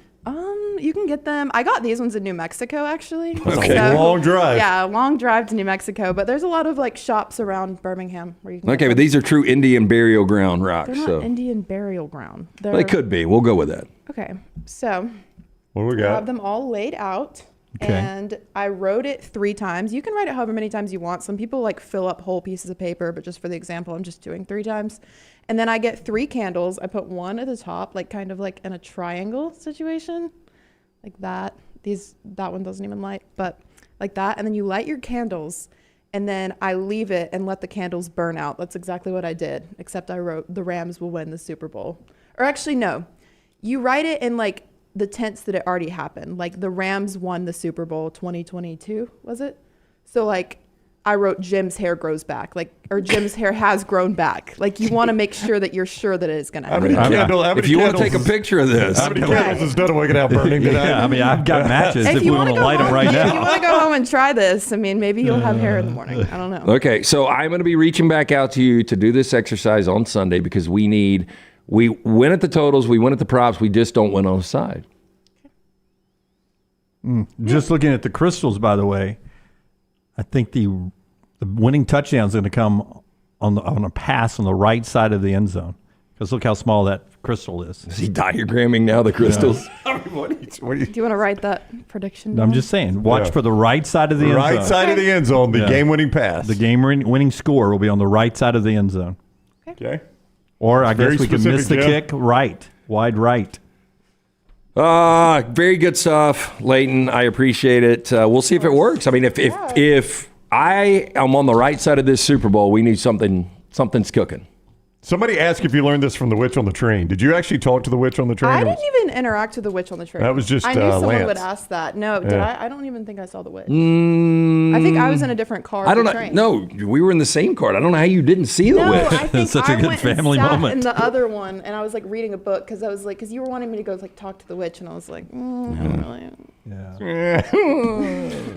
Trash is brought to you by Mortgage Right. And just to get the ad read here, I don't know if you were going to do trash or not, but it's brought to you by Mortgage Right. Hang around because I'd love your comments on trash, Okay, please. Hit the big button. As a coach, I say, bitch, stay in this ballgame. Stay excited. Stay enthusiastic. Pull your team through. I don't care if the officials are telling you to sit down. LT's Trash is presented by Mortgage Right. Mortgages done the right That was way. last night, right? We turned that around pretty quick. That happened last night. Yeah. And a real broadcast over the air. That was the SEC Network, Carolyn Peck, on the Vandy LSU game. I don't know who it was, but It was Carolyn Peck, Jim. Why are you steering away from this? I did hear. Do you think Carolyn Peck's going to come after the show? Well, that's an intense. I asked Little T, who played women's soccer. I said, "Did your coach ever tell you to stay in the game, keep your mind in the game? B." I bet that ain't the first time that's been said. Hey, they were showing. Well, I told Dunaway when she said it, they're showing the LSU huddle. I guarantee you that old lady that coaches for LSU said that. Kim? Yeah, that woman looks like she'll beat you over the head. Yeah, she's got pick a switch and go with the biggest. Okay, we got a man is facing a half dozen charges after an apparent bid to boost his drug dealing business by handing out free samples of cocaine at the local casino. This caught the attention of Calgary police. Now, police say officers patrolling downtown casino on Christmas Eve became aware of a card that had been handed out to casino goers. The cards included the name Alex Lee and had a small bag of suspected cocaine attached. On Saturday, police pulled over a 2020 Toyota Tundra, arresting the drivers. Officers searched the truck as well as the home. They seized almost 60 grams of cocaine and over $1,200 in cash and Alex Lee business cards, which said he sells cocaine. No. I'm just giving you a little sample here. With my Do business we card have the business card where it actually has name and number? I don't have a picture of the front. Okay. Just the back. I doubt police wanted to share his number. I mean, look at the back. It's got little blue stars on it. Yeah, it's his brand, right? I mean, really good packaging. I like he's got a business card. I sell cocaine for a living. I'll use this as a great time to tell you stay away from drugs. Just say no. Okay. I have the conversation with them all of the time, especially Jack, You more do? about the, well, Jack. I don't think you've ever had that conversation with me. I've had it a lot with Jack about the Okay. fentanyl. The fentanyl. We had this last week. Oh, really? She loves to give me shit. Well, I just didn't think we'd Well, have that maybe if you would go to dinner with me a little bit more, I we went could to have dinner this with him conversation. last night, actually. Where did he take you? Did he buy? went to- No, they picked the we place. went to Nothing But Noodles. And I told him, I said, so loud in there. So loud. The whole reason I picked it is because I was trying to see if you would agree to go there. Because normally, like, he's never ever like he never wants to go there. Yeah. And then he Well- was like, "Oh, we'll go." And I was like, to me, it's what we would call average. And I told her when we were pulling up. I wouldn't even call it average. I told her when we were pulling up, I said, you need to treat this like a 99-year-old. One day we're going to pull up and it's going to be dead. Like, I am shocked they're still in business. It's But the loudest restaurant in the world. Like, you can't even. There's only 3 people in there. But when you're trying there to was order, a lot of they're people in there banging last around night. those They bowls. must be like they're doing something Yeah, to get more customers in there. Don't give your dad a hard time, because every time I would say, Harper, you pick tonight, she would go Nothing But Noodles. And I would say, all right, Carter, you pick tonight. And if he Kids went love Nothing it. But Noodles, I would say, all right, Dad's picking tonight. Oh, we used to have a game where, like, I would put in my vote and they put in their votes, Like and she in a would talk Jack into doubling down on hers. So the percentages were against me. Jack's the one that loves Nothing But Noodles. So if Hey, it was that, it was Jack. Here's what we do. So my little one likes it too. So sometimes it's the vote after church. So we go to that place next door, which I actually like a lot. They got a dish in there. Not I the like. new taco place. No, the other one. Oh, okay. I can't even remember the name of it. Maki And- Fresh? Yeah. And she'll go get her Nothing But Noodles and bring it in there and eat. That's your winner right there. You know why Maki Fresh is still open? Why? That's my entire time as news anchor at CBS 42. I was there like 3 times a week. That steak dish they got is legit. I was asking Leighton, though, you know, there's residential right above all those. Yeah. It's got to stink. Well, we had a friend that we used to work with. She lived above those. Oh, And yeah? I was asking Leighton, I don't know how appealing it would I be to wouldn't live want to live above. above any restaurant. It's got to smell like food all the time, I right? would think. There was one brief moment in time I was having to look for a place, and I went by and checked those places out. I bet what you worried about, they're Way high. out of the price point. But I guarantee you never would have slept comfortably because you would worry about a kitchen fire. Kitchen fire. Kitchen Wouldn't he? fire. That is so I didn't even think about that. And he didn't have a pool. Well, that would be difficult, no considering pool. you're on top of a restaurant. Okay, so 2 Florida students expelled from their Christian school over an OnlyFans decal on their mom's car. Michelle Klein told WFTV that she put an OnlyFans. That's more than a decal. That's not a decal. That's a little big. That's an advertisement. Yeah, I mean, I was expecting a bumper sticker, Lance. Oh, wow. And Yeah, I it's was like too. She would drop them off in that vehicle. Like Samantha Ponder and Aaron Andrews combined right there. Yeah, a lot of Aaron Andrews in there with the nose. I mean, I'm sure she got some business. Michelle Klein told WFTV she put the OnlyFans, quote, decal on her car to draw more attention to her page. However, the decal sparked a fight at the school, and she was banned from the school's drop-off line.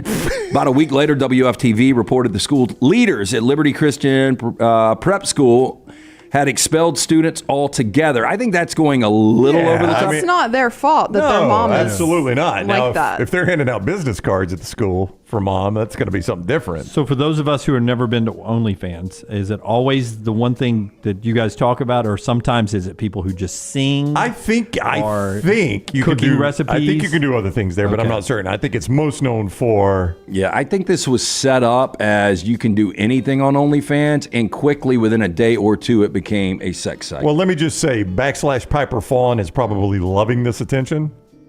I would imagine. Is that not just her stage website name? OnlyFans.com. Yeah, that's her stage Tyler name. seems to have some information on OnlyFans. I mean, her here. name's Michelle Klein. Oh.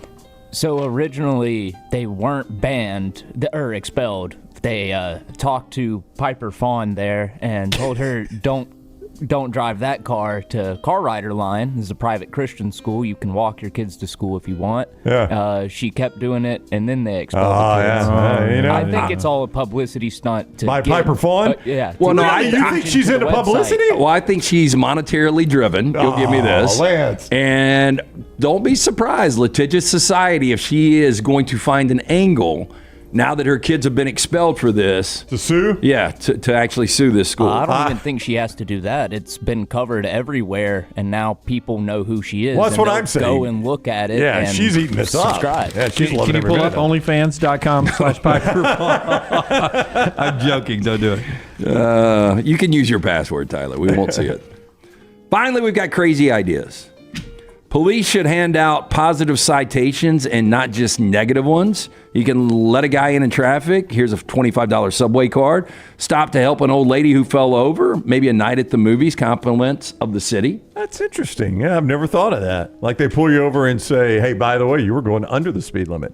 Yeah, because I got pulled over yesterday. You guys knew this. I don't know. Did we talk about this on the air? We did not. I got pulled over because they thought I had stolen a demo that I was in because my car was getting serviced. Yeah, from our friends at Alfa Romeo of Birmingham, your car was getting serviced. They gave you a car to drive around for 24 hours. And they Julia, beautiful. They thought you'd stole it. Well, I mean, and after so one SUV pulls up, they pull me over. Second one pulls up, and this is yesterday on the work. You made the great point. Typically, people that steal cars aren't in drive times going to work. Driving to work during drive time. But when they checked out the VIN number and everything was cool, they were like, love the car. Yeah. I was like, go see our friend Bo O'Neill, Alfa Romeo, Birmingham. Here's another crazy idea. Force the U.S. president, I love this one, to live in a different state every month. Oh, Skin in the game. Ooh, that's fun. I kind of like to do that. Would you not?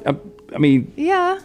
just to do it Yeah. once, like live a month in every state. Take 2 years of your life or 4 years of your life. Yeah. Or I mean, There's 4+ only years. 50 of them.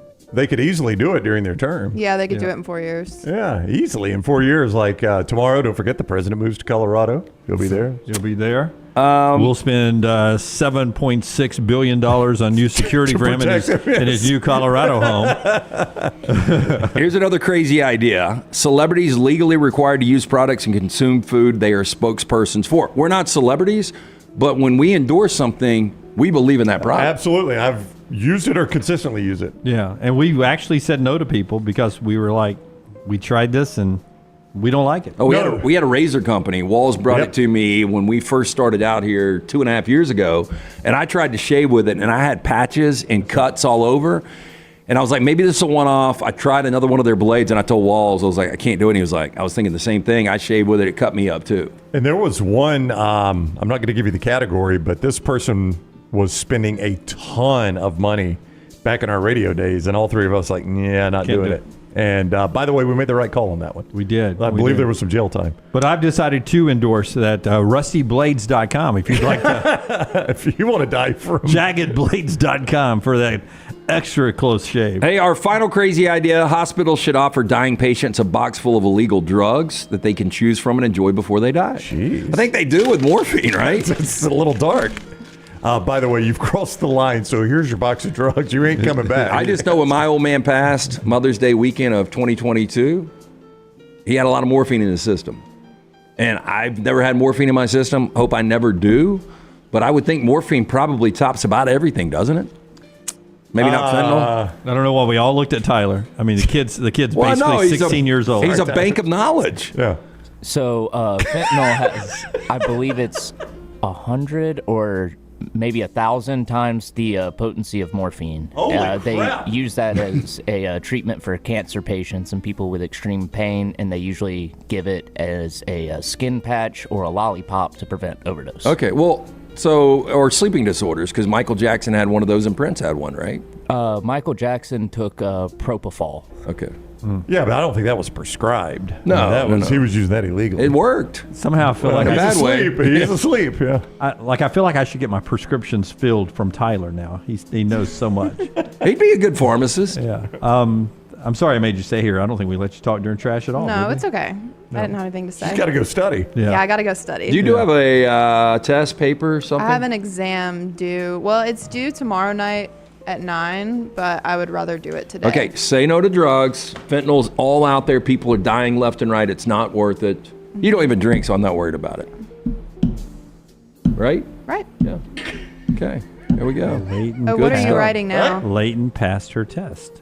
Oh, Leighton. thank you. See, he knows to put it in the right. Leighton manifestation.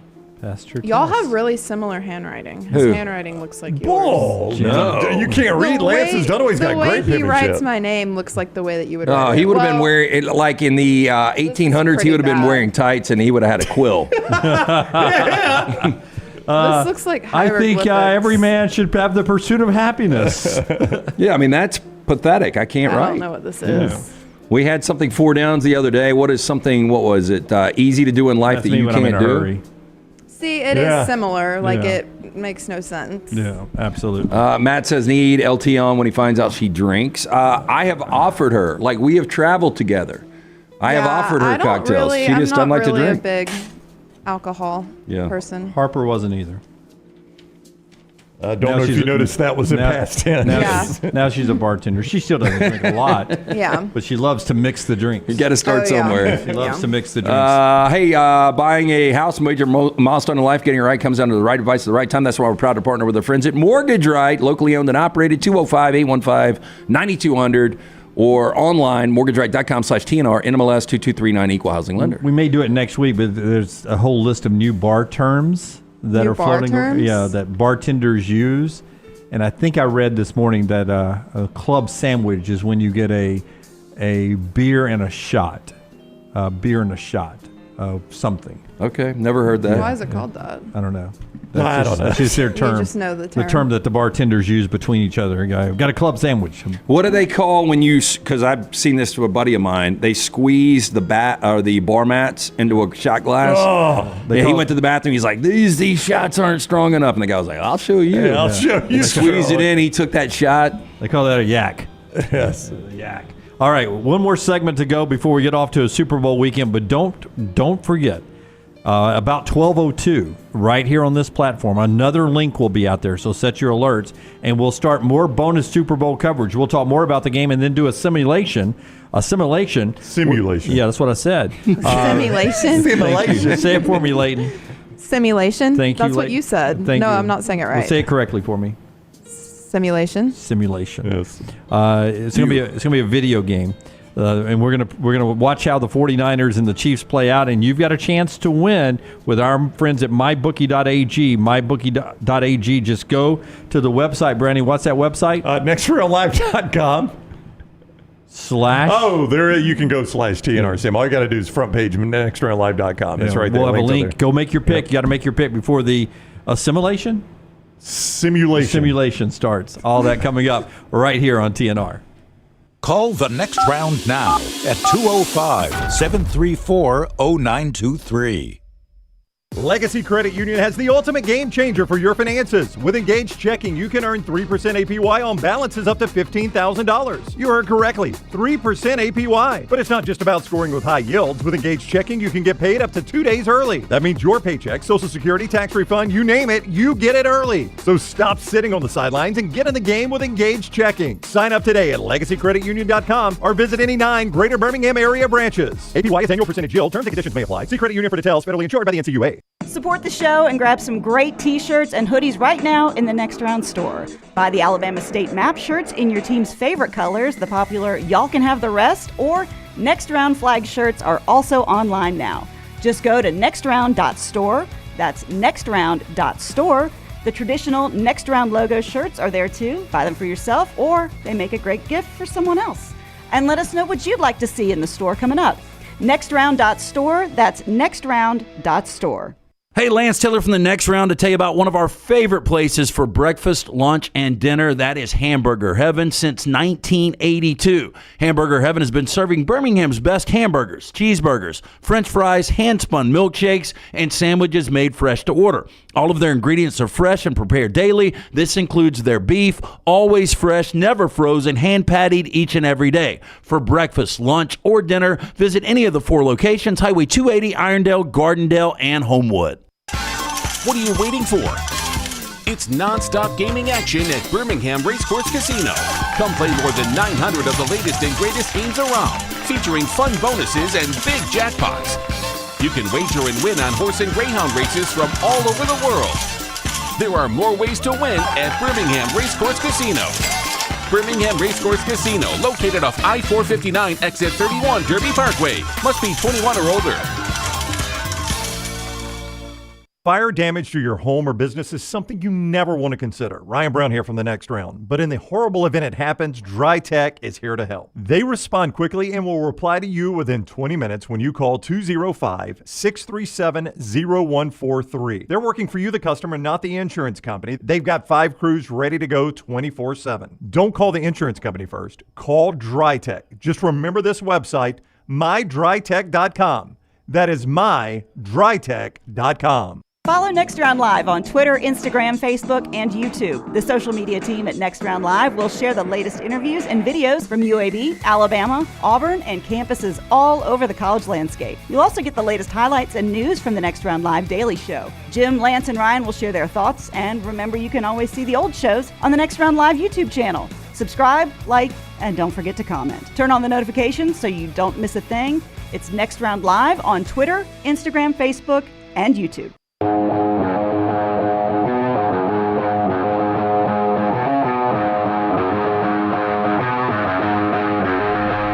Final segment of the show brought to you by our friends at Hemphill. Hemphill Services. Always remember that name, Hemphill. If things are not flowing right, draining right, or cooling right, or heating right, or all the rights, call our friends at Hemphill. Hemphill Services. What's that number you'd call? 205-229-2090. Adam, Chad, Andrew, the guys there. 205-229-2090. All right. Brownie, do you have a final thought?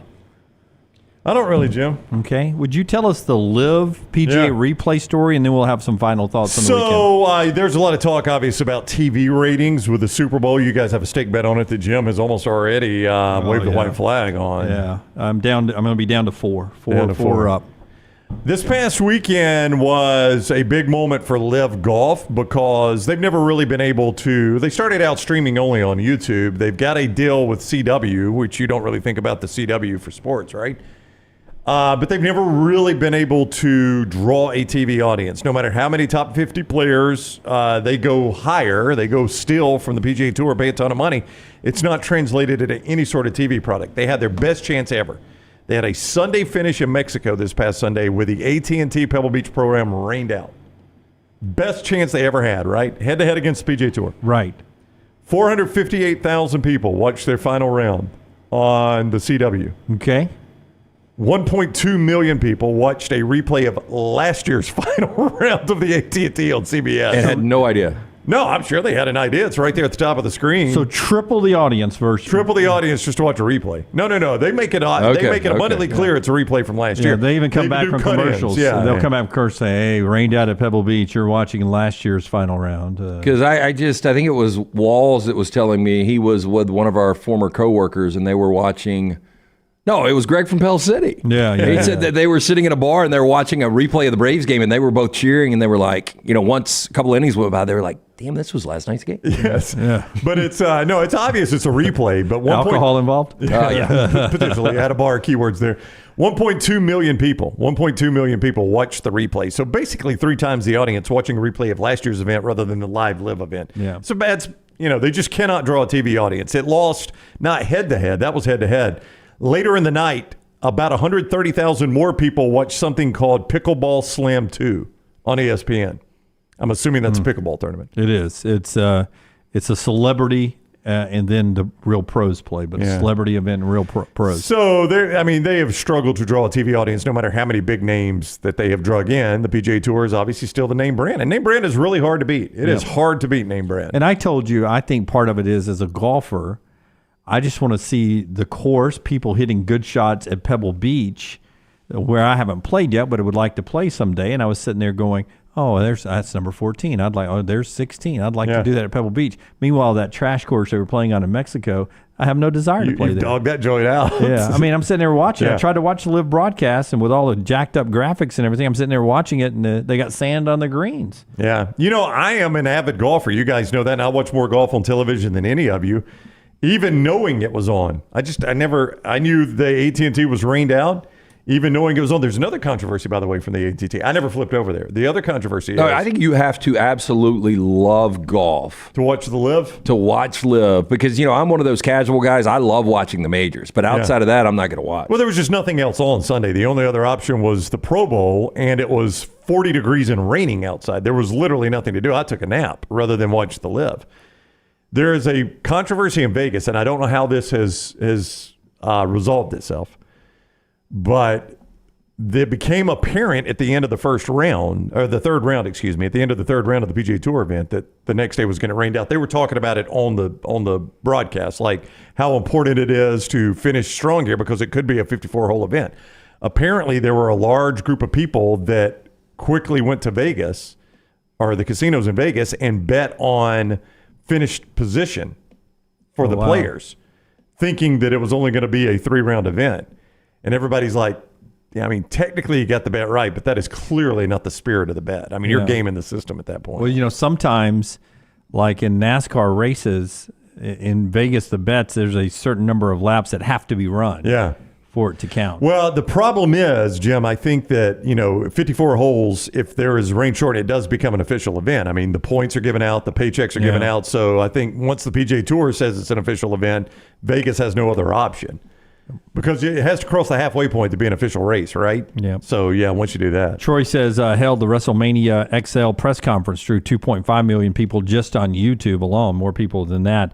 That's some television rating numbers. The Super Bowl will be huge. Real quickly, thoughts. Alabama at LSU, problem for the Tide? Yeah, I think it could be just a sleepy 11 o'clock game. You're coming off such an emotional game where you actually got curb stomped against Auburn. I do think Alabama, though, much better. You saw them dominate LSU earlier this season. I think they ultimately win. I think more dangerous game in Gainesville. Auburn, Florida, 2:30. The real quick thing on LSU, you keep saying sleepy crowd. Do you think it is helped by the fact that it's the last weekend of Mardi Gras, or hurt by that fact, or does that even factor into it? I would say hurt. Hurt. Even at 11 o'clock? Yeah, hurt. The crowd because I'm hurting from the night before. Yeah. I'm not You're saying it will hurt the crowd, not hurt Alabama. Yeah, I think it's half capacity. Yeah, it could be. I don't think it'll be a huge home court advantage for LSU. Yeah. By the way, NBA trade deadline yesterday, 15 trades, 39 players. But if you don't think the Lakers are ready to move on from LeBron James, 0 movement from the Lakers. 0. Yeah, and just, that's what's so stupid about that in-season tournament. The Lakers won that. Is anybody going to remember that when the Lakers do absolutely nothing if and when they get to this postseason? Like, he even did a interview, one post-game this year with the New York Knicks towel around his neck. Yeah, does somebody say this about LeBron? You let Denver beat you on the night you unveiled the Mamba statue. Last night, Oklahoma wouldn't let BYU beat them with Toby Keith's guitar and hat and solo cup and chair. Oh, wow. Not at all. Yeah, LeBron's got no respect for Kobe. Not at all.